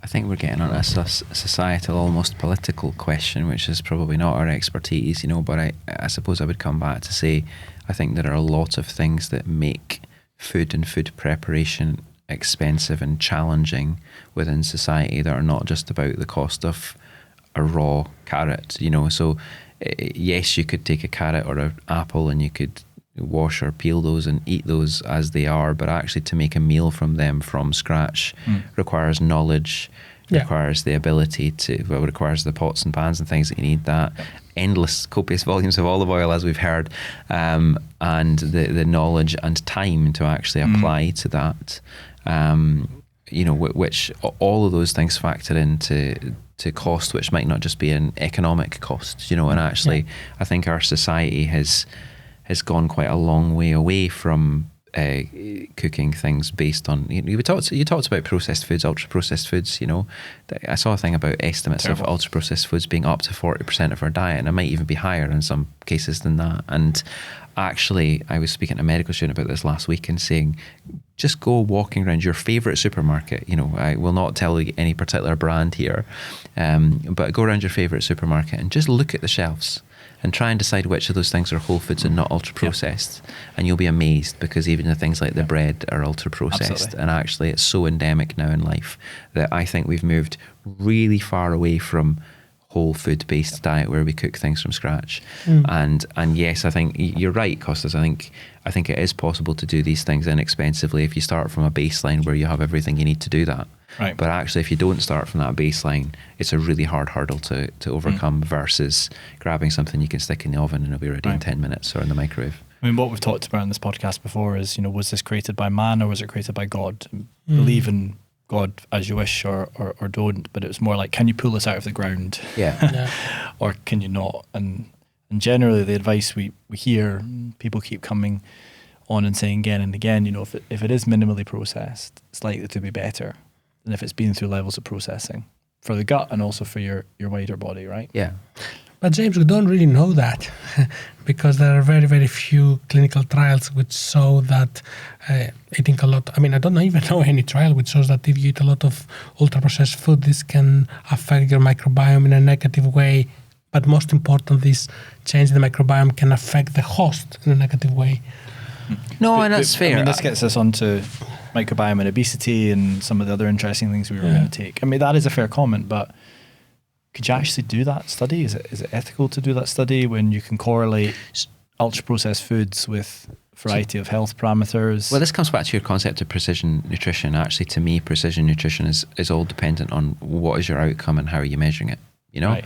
So if your outcome is a reduction in obesity or weight loss, that's relatively straightforward and it's fairly short term. So you can say, do this diet, here's the things for you, we're going to look at your weight and we're going to reduce that down. But actually just by observing your diet for a period and thinking hard about it, that in itself might be enough to reduce your weight. And the same things we talked about the placebo effect earlier, But actually if you're talking about precision diet based on your cardiovascular risk or your risk of colorectal cancer or other things that are longer term outcomes, how do you measure those and how do you know what are your parameters for success? I think that's a big challenge across that sphere, is about what is your outcome, how are you measuring it, what is the time frame on which you're measuring it, and what are your parameters for success, and how do you know these things are sustainable? One of the biggest challenges with any dietary therapy is sustainability. Whatever you do with diet, whether you ask somebody to go on a diet to lose weight or you ask them to go onto a specific diet and to change that, actually changing those things in a big, big way. And I'm sure you know a lot about that because I know you've done that personally. But, trying to maintain those consistent changes and action them, not just for a few days, but for months on end. Yeah, that's super hard, right? Yeah. But I've found, and others have found who I've spoken to, that when you actively try and eat for your microbiota, So you follow the principles that you've talked about, predominantly plant-based, Yeah. lots of fruits and vegetables, cut down on maximally processed, minimally nutrient-dense foods. You just feel good. You feel good. Yeah. And therefore, you keep doing it. And the cravings go as well, which I think is kind of fascinating. And I don't get sugar cravings anymore. Well, if you're consuming a lot of sugar, you're not going to get this post-brandial sugar rushes. It's not surprising. It just kind of goes. Now, on the pectin... Paparazzi are going to catch you at a kebab shop at the weekend. You know that, No. People who know I stick to. I just love it. And then, as you know, at the company, we offer unlimited fruit and veg, and we have this greens powder in the fridge, and we have fresh pressed green juice, and usually juice is really bad because it's got very high sugar content, but this juice is like 2 or 3 grams per 100 ml or something like that. It's quite low, and it's just like really low sugar content fruit and veg that goes into it. Most people don't like the taste, but the taste grows on them over time, and I do believe there's some element of their microbes signaling up saying, we like this and so on. So you don't give them sugar, but you give them artificial sweeteners, right? There's no artificial sweeteners. Okay. There's no. Well, I'd like to talk about that as well. There's no artificial sweetener in the juice. Yeah. And if it was, it would be stevia rather than aspartame. Yeah.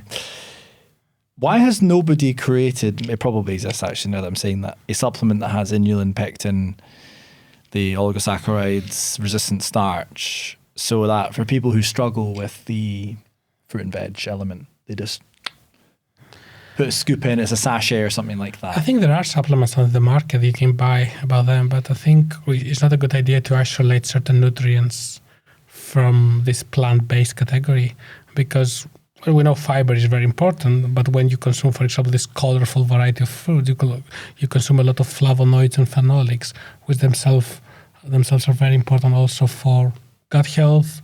They feed the microbes, and by extension, they may also improve host health. Right.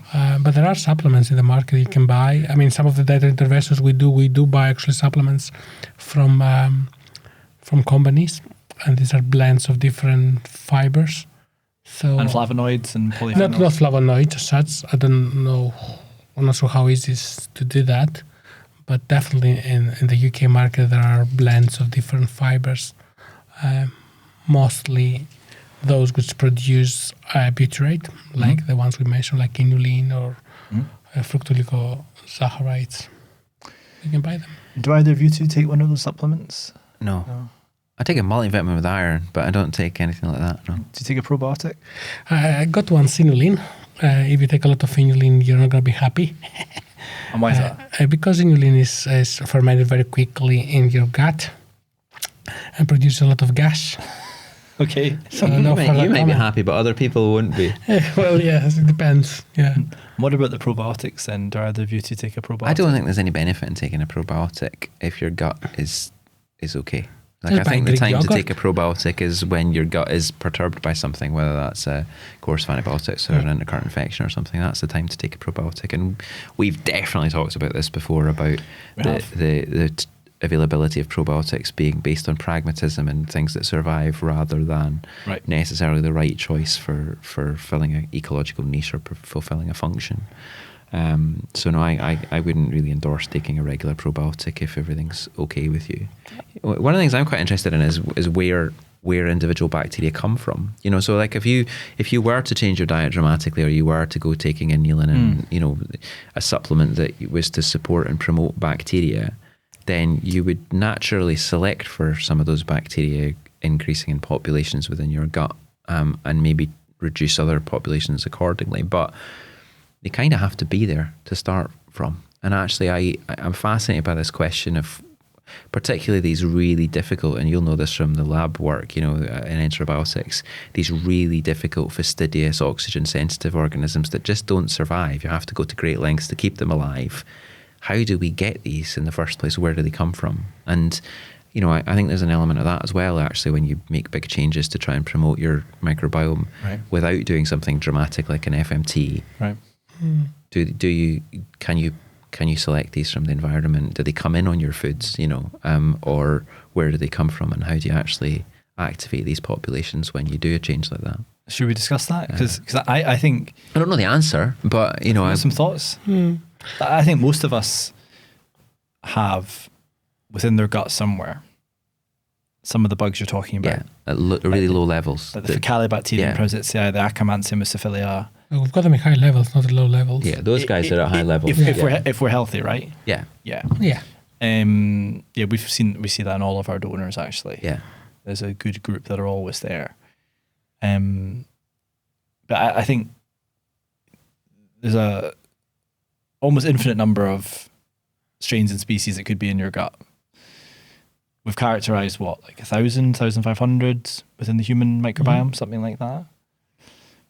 I think in most people they'll be there even if they're at a tiny level. And even if you take a sample of stool over a course of 100 days and you profiled a sample from every single one of them, you might not actually get to the point in the stool where you can pick them up.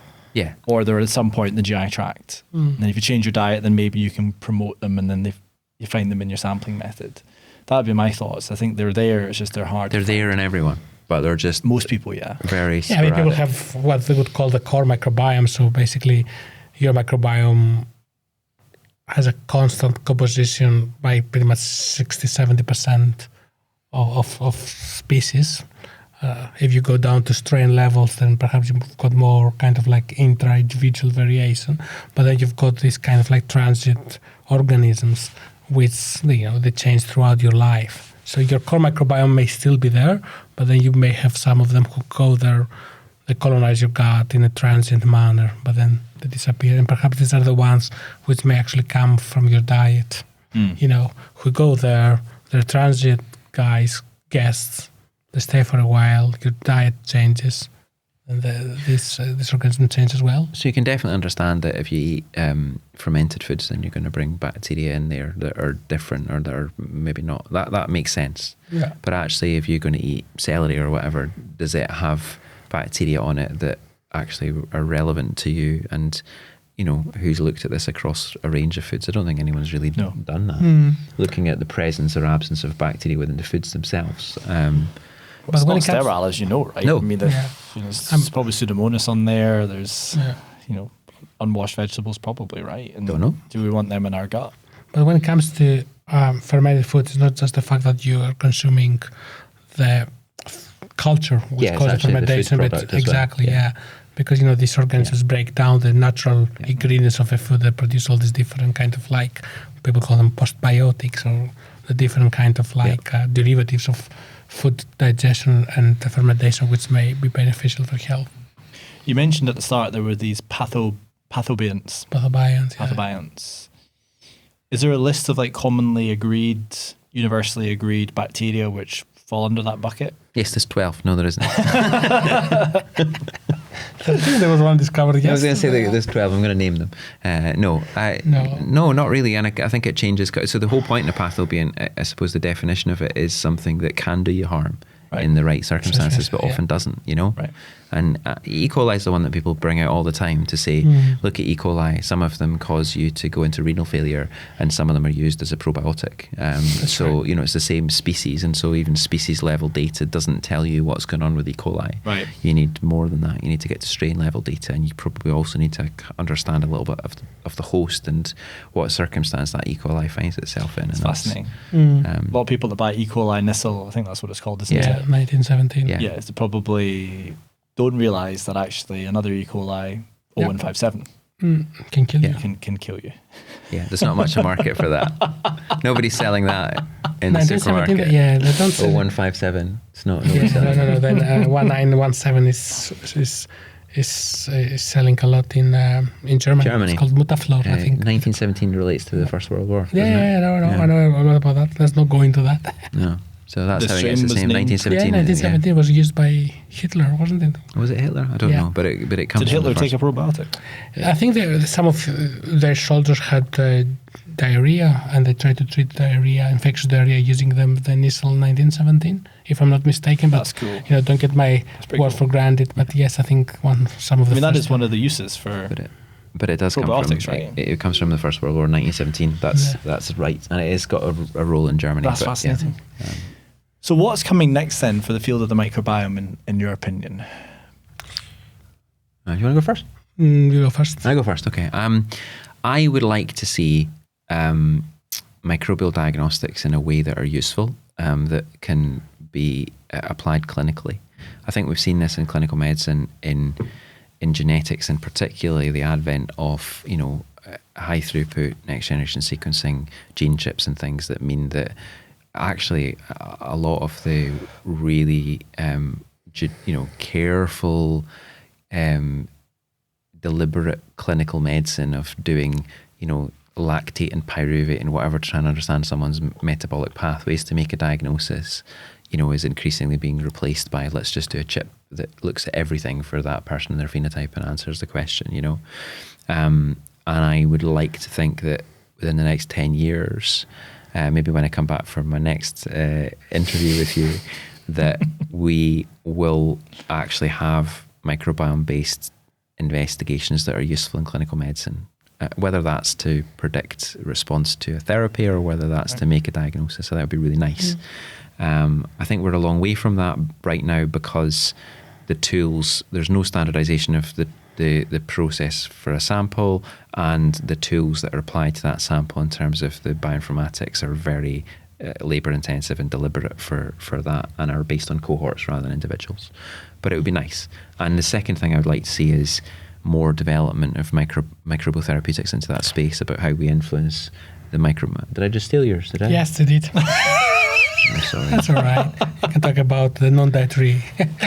Well, yeah. I mean, yeah, go for it. Why don't you go there? It's okay. I mean, Can I just ask you one question, sorry, before we get on to you, Kostas? Yeah. So if a company developed a test and they convinced you that their workflows were standardized, and the analytical methods were state of the art, and they had a really lovely bioinformatics pipeline, and they said, we can tell you about diversity, we can tell you about this long list of pathobionts, we can tell you about short-chain fatty acid producers and what's there, we'll give you a full suite of pathogens or potential pathogens, which I think are slightly different to the pathobionts, just for the listener, right? Yeah, there's every time they're there, they're bad, in essence. Yeah.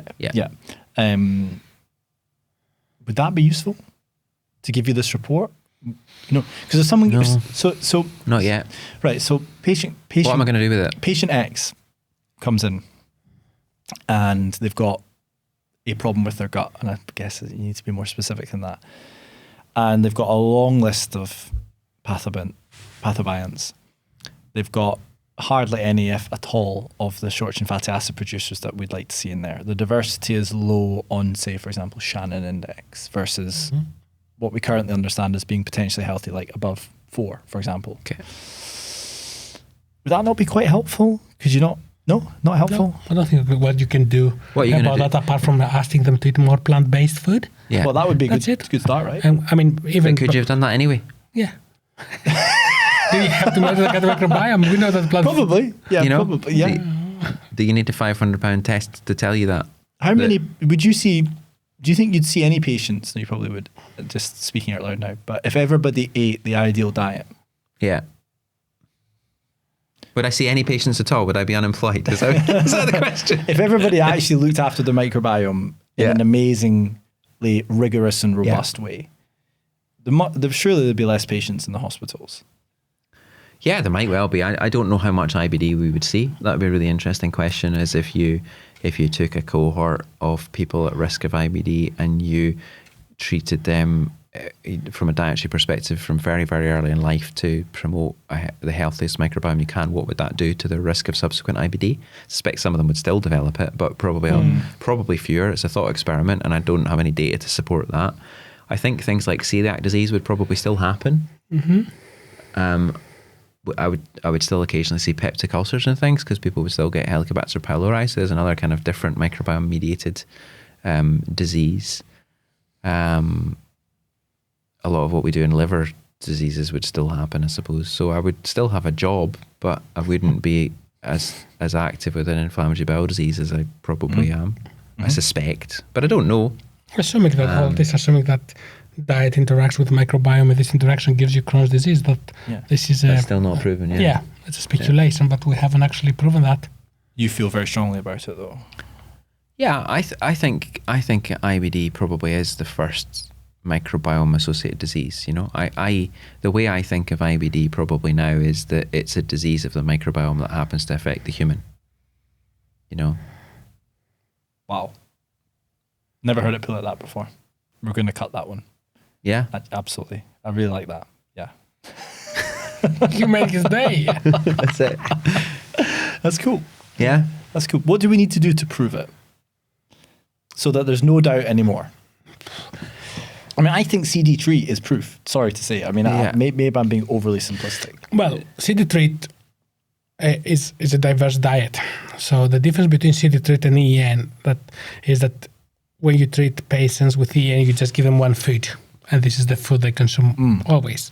When it comes to CD3, is you give them a variety of foods. And personally, I believe that there are certain foods of these which have an important role in causing inflammation, and other ones which are probably protective. So, you know, in my opinion, in the future, what we need to do, we need to refine the composition of CD3 and try to work out which of these foods we don't have to worry at all, and we can actually relax the diet, and which of these foods we have to pay more attention and be a bit more kind of like restrictive or stringent in the amount or the type of the food we give them, I think. The most interesting thing, and why I'm fascinated by dietary therapy and Crohn's disease, the most interesting thing for me is that you take someone who's got an inflammatory condition and active visible ulcers that you can go and see and count if you wanted to, that are bleeding and causing diarrhea and all these other things, and you do nothing to their immune system. You don't give them steroids, you don't give them potent immunosuppressant drugs, you don't give them anything to do anything to the immune system. All you do is just remove a whole load of things from their diet and give them these therapies. And you know that 4 out of 5 of them will get better and will heal all of that, and those ulcers will go away, and the immune system stops causing the trouble that it's causing. And that, to me, tells me that we don't understand this disease in a fundamental way, and that there's something we can unlock here which will transform the management of this disease for our patients. And that's where I really hope we'll go with, you know, CD-treat and things past CD-treat, is how do we actually take somebody on a dietary journey for this condition rather than on a drug-based immunosuppressant journey. That's not to say, and this is important to qualify as a practicing physician, the drugs we have for managing Crohn's disease and ulcerative colitis are very good drugs and they're needed. And I would far rather choose to use those drugs to switch off inflammation and to heal someone's bowel and to have them grow and thrive and play football and tennis and hockey and whatever else they want to do in their lives, than not go that route. You know, I'm a big advocate of drugs and I use them in my practice every day, but I would still like to have alternative routes that are less dependent on that we can take patients on, particularly from early in their journey. And I think in the future we'll see more of these combination therapies.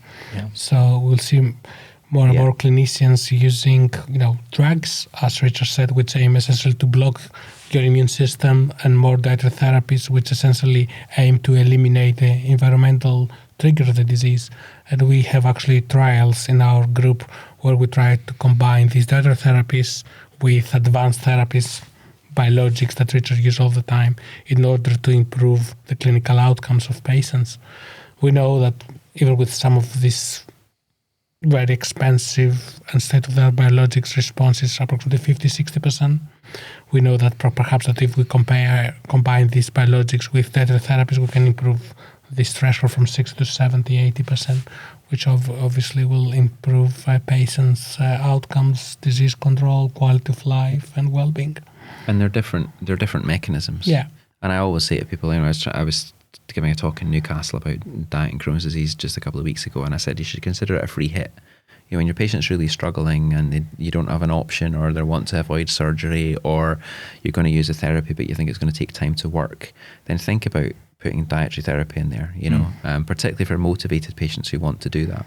One of the challenges in adult medicine is the lack of availability of dietitians Really? to be able to do this safely and supported. But you know, that comes from demand, and actually if patients want it and are looking for it and gastroenterologists know about it and are recommending it, then hopefully that will become more available for people. And do gastroenterologists get training in dietetics and nutrition as part of their fellowships and so on? No. We're not. I'm not practitioners.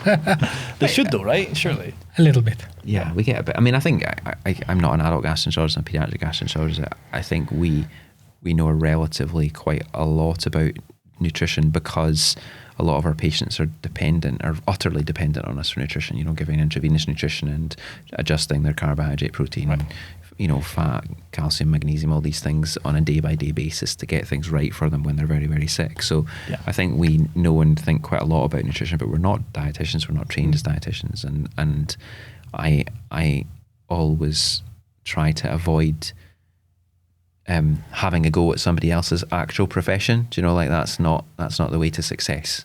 Mm-hmm. I know what my role is, and I try to stick to that and get other people who are very good at their bit to do those bits. So, and for children growing up, then, what are the fundamental kind of core dietary principles associated with both promoting a healthy gut microbiota and also their success in terms of growth and thriving and so on? That's a very broad question. It is a very broad question. I mean, they have to get enough energy and enough nutrients to make them grow. Whether this will benefit their microbiome or not is a contrary kind of like. It's hard to answer that. I think I don't. I'd like to know more. I'd like to tell you more about that, but there's actually relatively little known about how. One of the things that's unique to children is that they go from having nearly no microbiome and nearly no diet to a full adult diet over that first few years of life. And in doing so, they establish their microbiome for the first time, and then they're a bit stuck with it for the rest of their days. So there probably is a lot of really important findings and a lot of really important things that we could identify in that phase and actually give advice about or make recommendations about. But we currently know very little about that, actually. And I suppose that I go back to the fundamental message from earlier, which is children should eat a broad and balanced diet that has all the key foodstuffs, that pays attention to things like calcium intake, and we shouldn't go taking things out of their diet without good justification or without specific professional advice about what we're doing and why. Particularly dairy. Kids really need calcium intake, right, for bone health, and as you say, vitamin D is important too. So same things: fruits, vegetables, variety, enough calories, that they're growing well, that they're thriving. Fiber. Yeah. How does someone track their fiber then if they're not an expert? How does someone know if they're getting enough fiber in their diet? They have to look in the back of the foods, or no, I don't think. I think they just. I mean, you cannot just monitor what you eat on a daily basis. This is not attainable. I think, as we discussed before, you just try to follow the dietary recommendations about 5 fruits and vegetables a day. I think this is a good starting point. If you don't consume a lot of fiber, I'm sure you probably start becoming constipated. One of the most common symptoms of people consuming low fiber is constipation.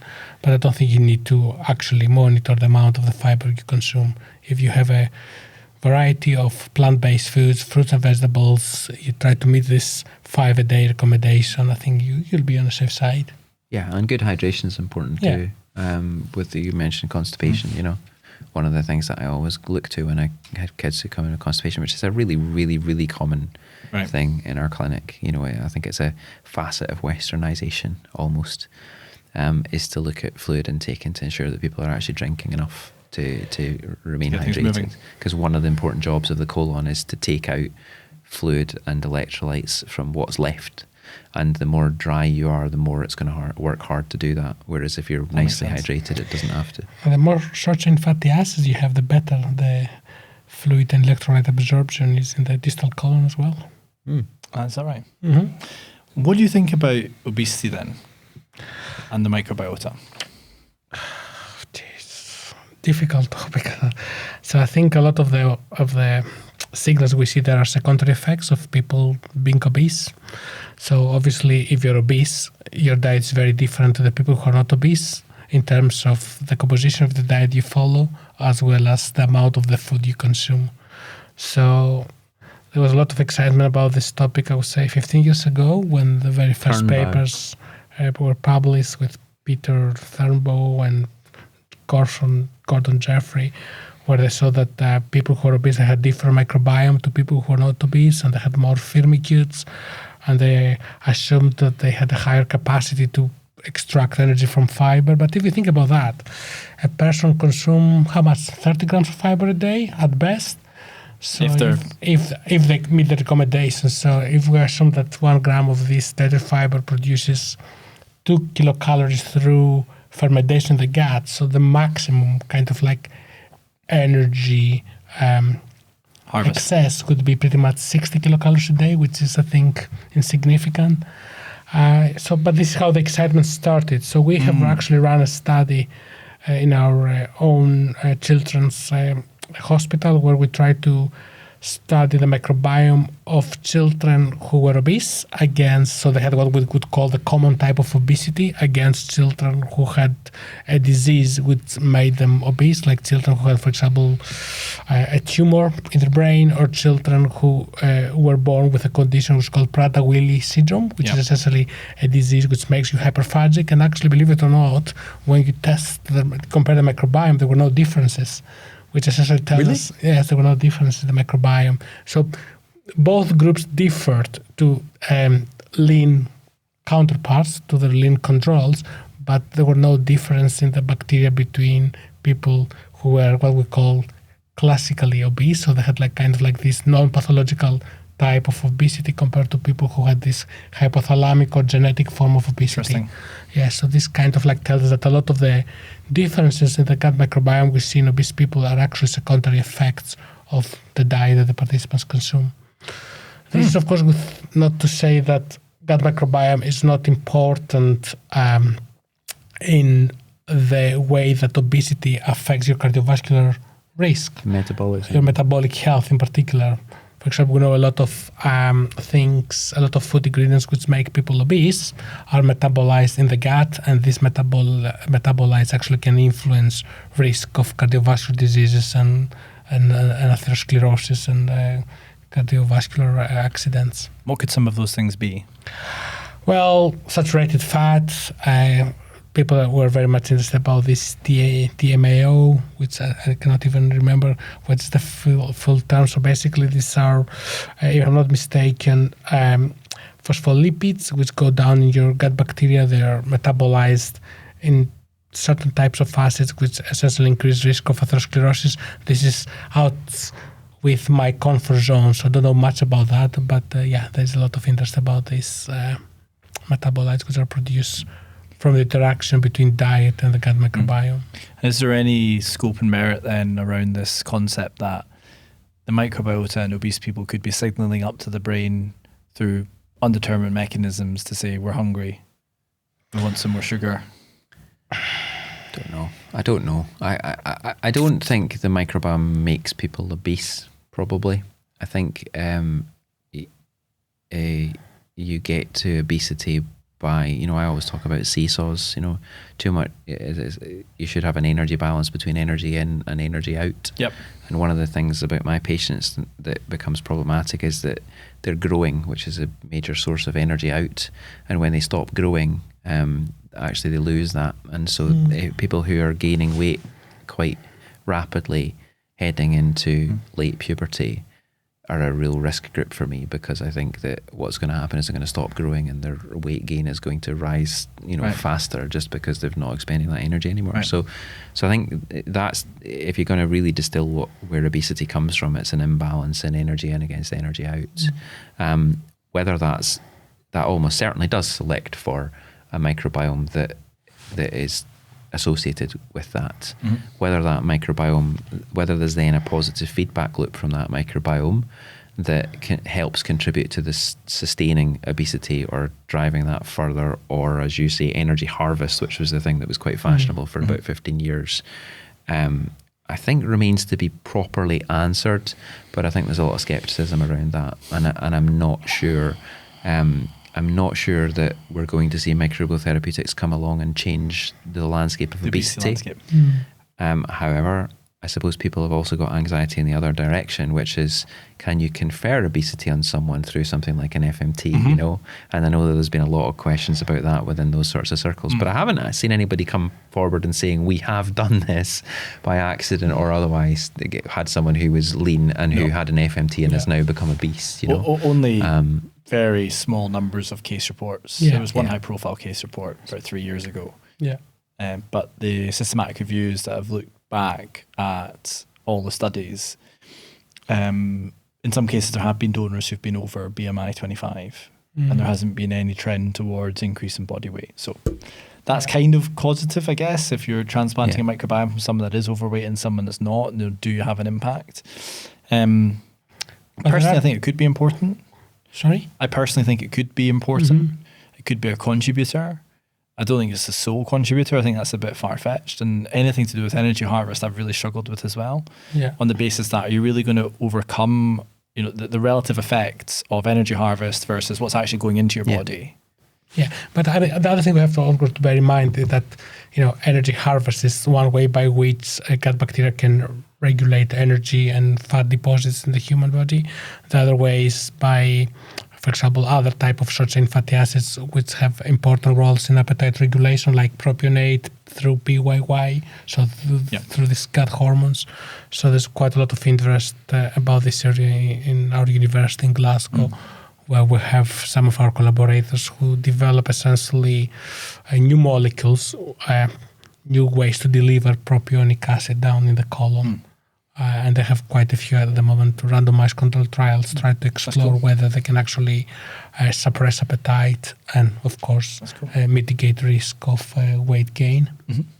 What are some of the most common myths and misconceptions in the microbiome field and your particular areas of expertise and interest?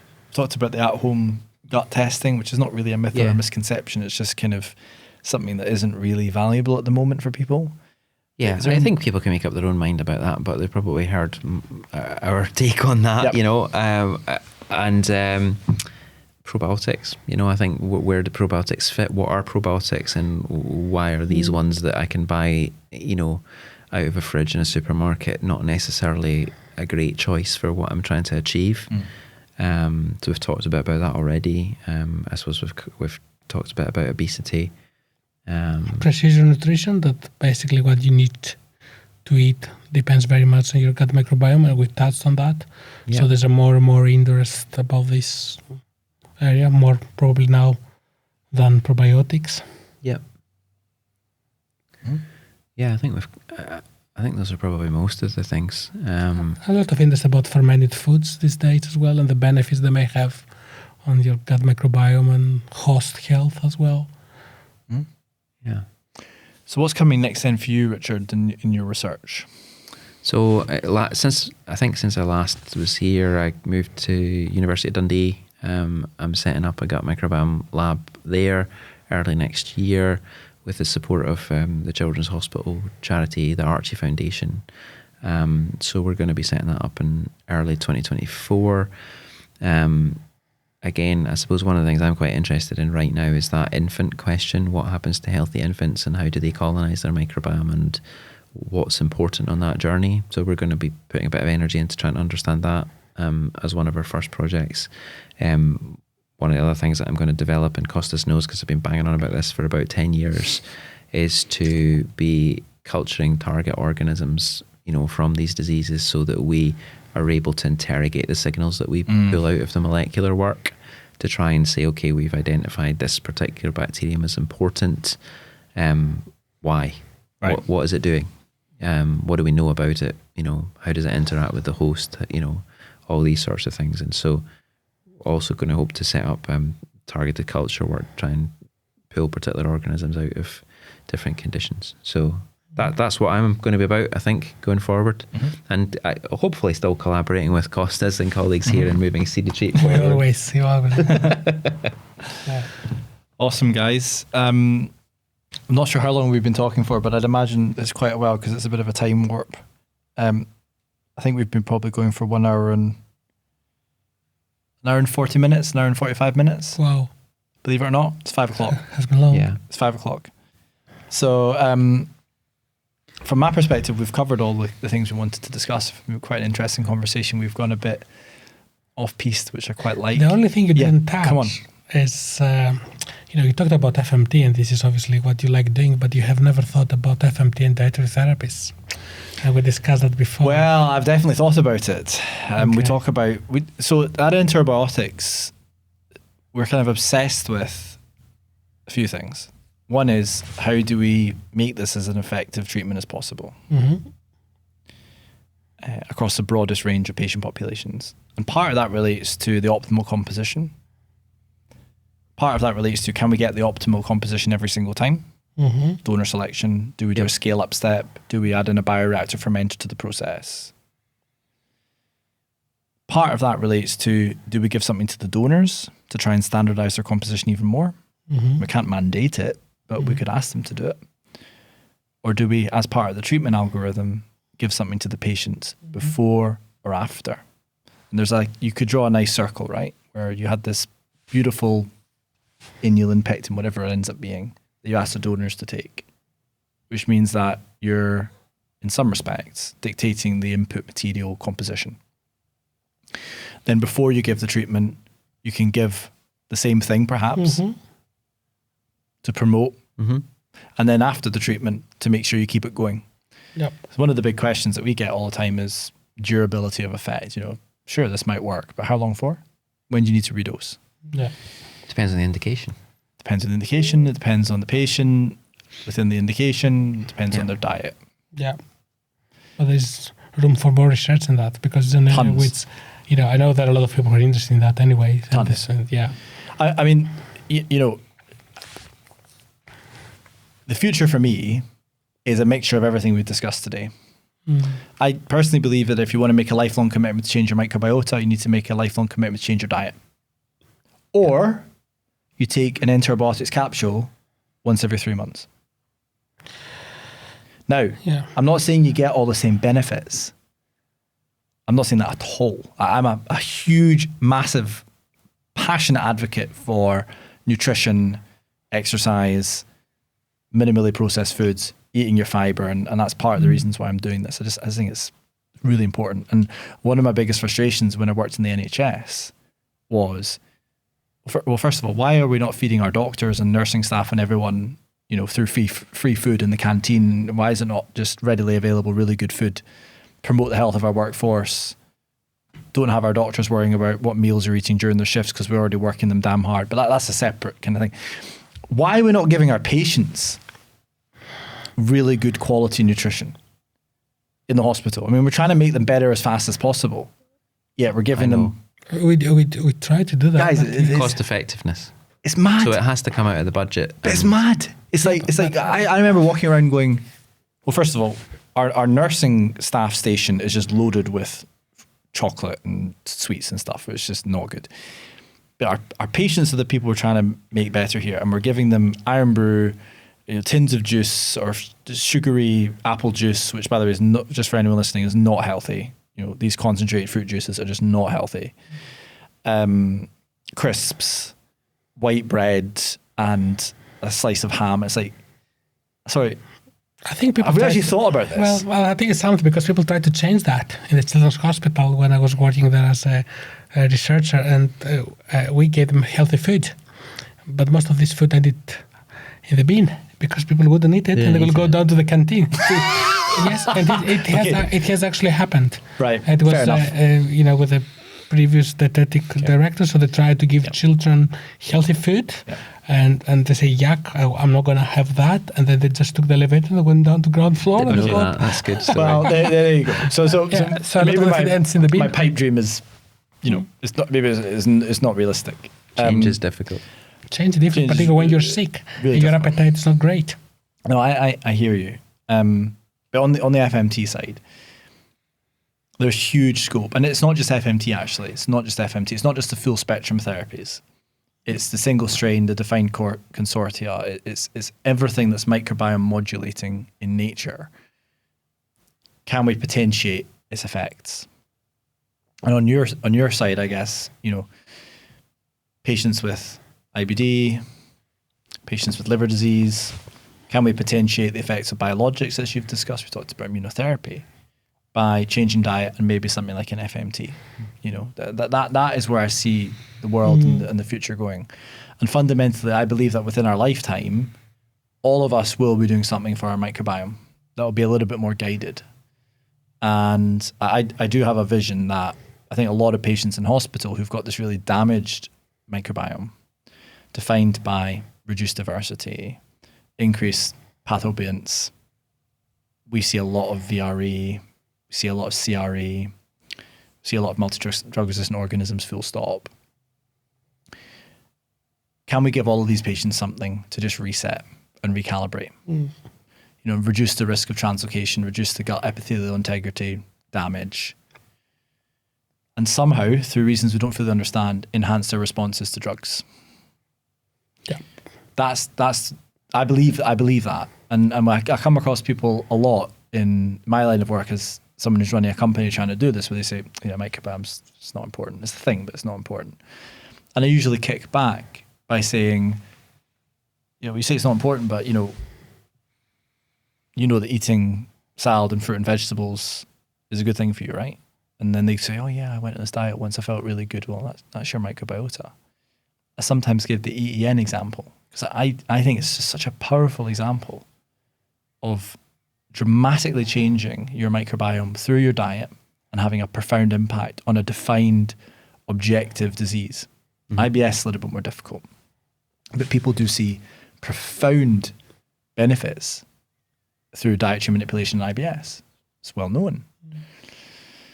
So to bring it back to the FMT EBX 102 thing, definitely, if there's anything that can enhance the effectiveness, that would be great. Now, in our clinical studies, we're building in, I'll call it rigorous, because I think it is rigorous, analysis of the patients before and after the intervention at defined time points for 12 weeks. We'd rather do more if we could, but there's a cost-benefit analysis to all of this stuff, right? And we're not just looking at what's there, we're looking at what they're doing. So we're doing the metabolomics. Now, we're not doing untargeted metabolomics. I think that's a fishing expedition. We're doing the short-chain fatty acids. We're doing the bile acids. We're looking at ammonia, for example, and HE, which is likely to be important. And it's through all of that kind of analysis that we might be able to determine what trends do we see here? Maybe we can apply some machine learning. How do we make our product better, but also how do we prepare the patients better? Because I fully agree with what you're saying. You gave a beautiful analogy about cancer, and it's not a unidimensional approach. I mean, look at these allogeneic hematopoietic stem cell transplant patients. It's a huge pre-treatment regimen. Yep. I think we're probably going to get to the same thing in the microbiota. But they didn't start there. They started incrementally and they built it up. Yeah. I don't like the idea, I have to say, of giving antibiotics. I get a bad gut feeling about, excuse the pun, giving antibiotics as a pre-treatment mechanism to promote engraftment. Now, you could counter and say, well, what are you going to do to promote engraftment if you're not giving antibiotics? That's a difficult one because you're unlikely to get as dramatic and as broad an effect as an antimicrobial because it's specifically designed to kill lots of different bugs, right? You could say phage therapy or bacteriocins, I don't know. But fundamentally, we're opposed at our company to antibiotic pre-treatment. Because I think AMR is a big problem. And I really struggle as a former clinician, and obviously never made it anywhere near as far as yourself. I sort of did a year and decided I wanted to develop new medicines. No regrets, just FYI. I really struggled with this concept, which was, you don't actually have an infection of any sort, because we checked that. But we're actually going to give you this really broad spectrum antibiotic. And by the way, it probably is going to increase the risk of antimicrobial resistance in your body. But we need to do it so that this other microbial drug works. I struggle with that a little bit longer term. And I think politically, these companies are going to struggle. They're going to struggle to get uptake as time moves on. So they're developing their drug on the basis that you need vancomycin for 3 days before their drug. I think they're going to struggle with that as time moves on and patients get more astute and they're going to say, no, I don't want that. So to bring it right back, I've been on a long ramble now, which is not against the rules of the podcast, but we want to discuss with the experts. I can absolutely see within the relatively not too distant future a pre-full spectrum product and a post-full spectrum product. Or a pre-full spectrum diet change and a post-treatment diet change. Mm-hmm. And by the way, I don't just apply that logic and framework to what we're doing. I would say the same thing for surgery. I would say the same thing for immunotherapy. I would say the same thing for biologics. Maybe not the same protocol like pre and post, but as part of our thinking, I think, as people working to make people feel better, diet and microbiota should feature in all of our discussions for our patients, I believe. And it might just be as simple as eat more fiber. Okay, cool. But why not? What have you got to lose, as you say, apart from in this specific setting of, which I think is fascinating, this paradox around fiber and inflammation.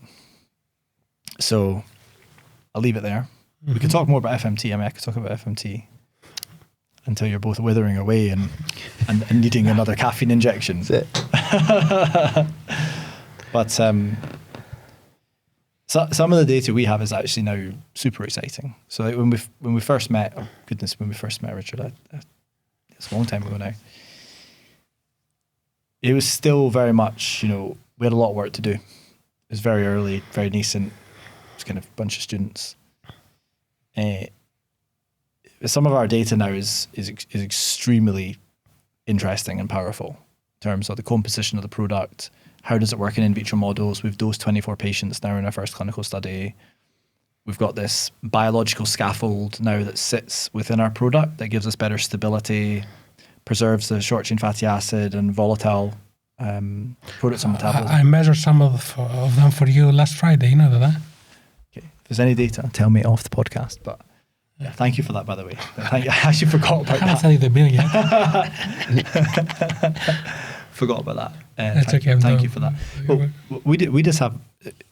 we spent the last 5 years trying to create the best full spectrum product on the planet. And we started with first principles thinking, which was around what do we want the end product to look like? Can we keep it stable long term at room or fridge temperature? Can we actually have a scalable manufacturing methodology? Because one of the reasons that 4D Pharma, to name one company, not specifically naming any one particular company, and others have had difficulties, I believe, in my opinion, not the opinion of Enterobotics, is they used technologies like lyophilization. Now, I fundamentally do not believe that taking a vastly sensitive group of microorganisms through a series of temperature fluctuations over a long period of time is a good way to preserve them and dry them. I don't believe that. I think static temperature is probably better. I think there's better ways to preserve the viability of sensitive microorganisms than lyophilization. It's also very hard to scale. It's also very expensive, and it's a bit of a black box. So that's one limitation that the industry faces. I think the analytical techniques are also a limitation that the field faces as well, right? There's no one perfect technique. So how do you characterize your product? How do you make sure it's the same every single time? How do you characterize your patients? Because that's potentially quite important as you go through development. Is all Crohn's disease the same? No. That's an easy question. Is all you? Yeah, that's an easy question.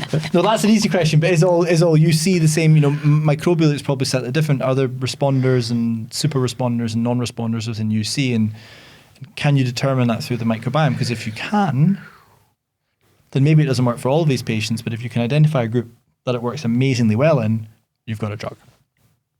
And we didn't talk about the microbiome.com bubble burst. Bubble bursting, no we didn't. But you just alluded to it. But we're here now.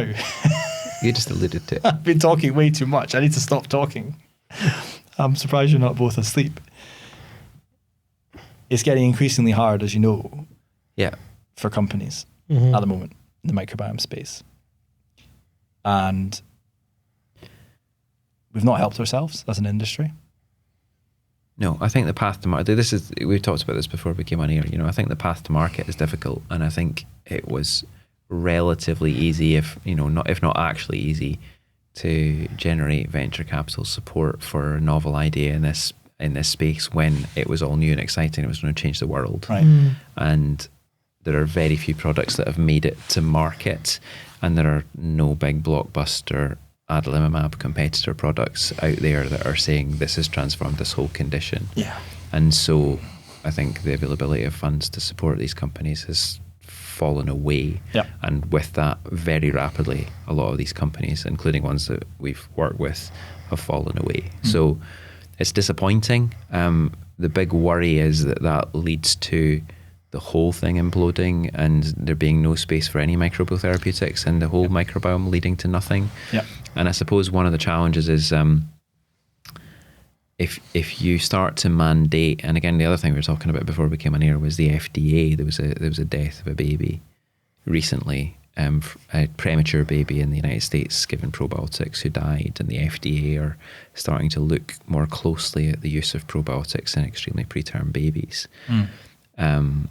And I think there will be more of a requirement to test microbial therapies as if they were drugs, with the rigor and application of, oversight and review and objectivity and randomization and different phases and all these things that we usually associate with drugs, whereas till now, particularly probiotics have been treated more loosely than that. And Our food. that in theory has meant, a food, that will kill a lot of probiotic companies. yeah, and that in theory has meant that the route to market was less expensive and quicker in theory, but actually in practice, as we've moved forward, we need to see that. And actually, of course, if you've had a inexpensive and quick route to market and your drug is not, your therapy is not too expensive to make, then why does it cost so much money? Or what is your price point for your product as it gets there is a big challenge as well for these things. So it is. It's been a difficult period, I think, for microbiome therapy, but hopefully there's been a degree of sort of Darwinian natural selection that some of these products were never really going to make it to market and were never going to be viable, and hopefully 100%. some of the ones that are still around, including your own, will actually rise to the top and will become true products that we can give to patients and access in a healthcare setting in the near future. So absolutely. Well, I mean, fundamentally, I think we need to help each other. I mean, I did a talk recently at this, I think for the first time I was an industry representative was invited to the UEG closed group FMT session. I don't know what some of the people were expecting. It's been quite confrontational in the past. We were debating each other through letters saying it should be regulated as a drug and so on. And I stood up and I said, here's the evolution of the field for the industry. And I presented a timeline. And then I presented a slide that showed the share prices of some of the companies they saw on the first slide. And what I said was, think what you want about motivations of pharma and biotech and so on. If the industry is not successful in this field, that will have a knock-on impact on the academic research and clinical research, which are both joined at the hip. A huge impact, actually. We actually want us all to win big, because it will flow back and cross-fertilize, just like it has in other industries, cell therapy being an example. I mean, you've got universities building cell therapy centers based on kickbacks they've had from drug discovery in the university that then went on to a company and became an approved drug. So we need to work together through these difficult times to help wherever we can, I think, because there will be successes. Microbiome is important, and patients are benefiting as we speak. More patients are going to benefit through CD treat. That's brilliant. That's a microbiome intervention. So there's lots of green shoots and lots of positive news. When the times are tough, you need the evangelists and you need the people who just grit their teeth and just say, no, I believe in this and we need to keep going and push hard. And that's certainly what I'm doing. And there are microbiome companies raising money. There are microbiome companies moving forward. And there's been some decent data this year. Really nice data, actually. Some in UC, a consortium of 6 or maybe it was 12 microorganisms. Good data. Just statistically significant, I think. As in maintenance of remission. That's another thing. Is it inducing? Is it maintenance and so on? So we just need to maintain that momentum. And then, hopefully, there'll be more approved drugs out there and it will all flow back and wash through. So we're certainly doing our best at Enterobiotics. Podcast is important. Get the messaging out there to people. You've been great guests. Thank you for having us. Thank you for driving. Again. Thank you for driving. Thank you For driving from Dundee, and Kostas, thank you so much. It's been a pleasure. I've really enjoyed myself. I knew I would. And stay in touch. Thank you. Thank you very much. Cheers. Thank you. Cheers. Cheers.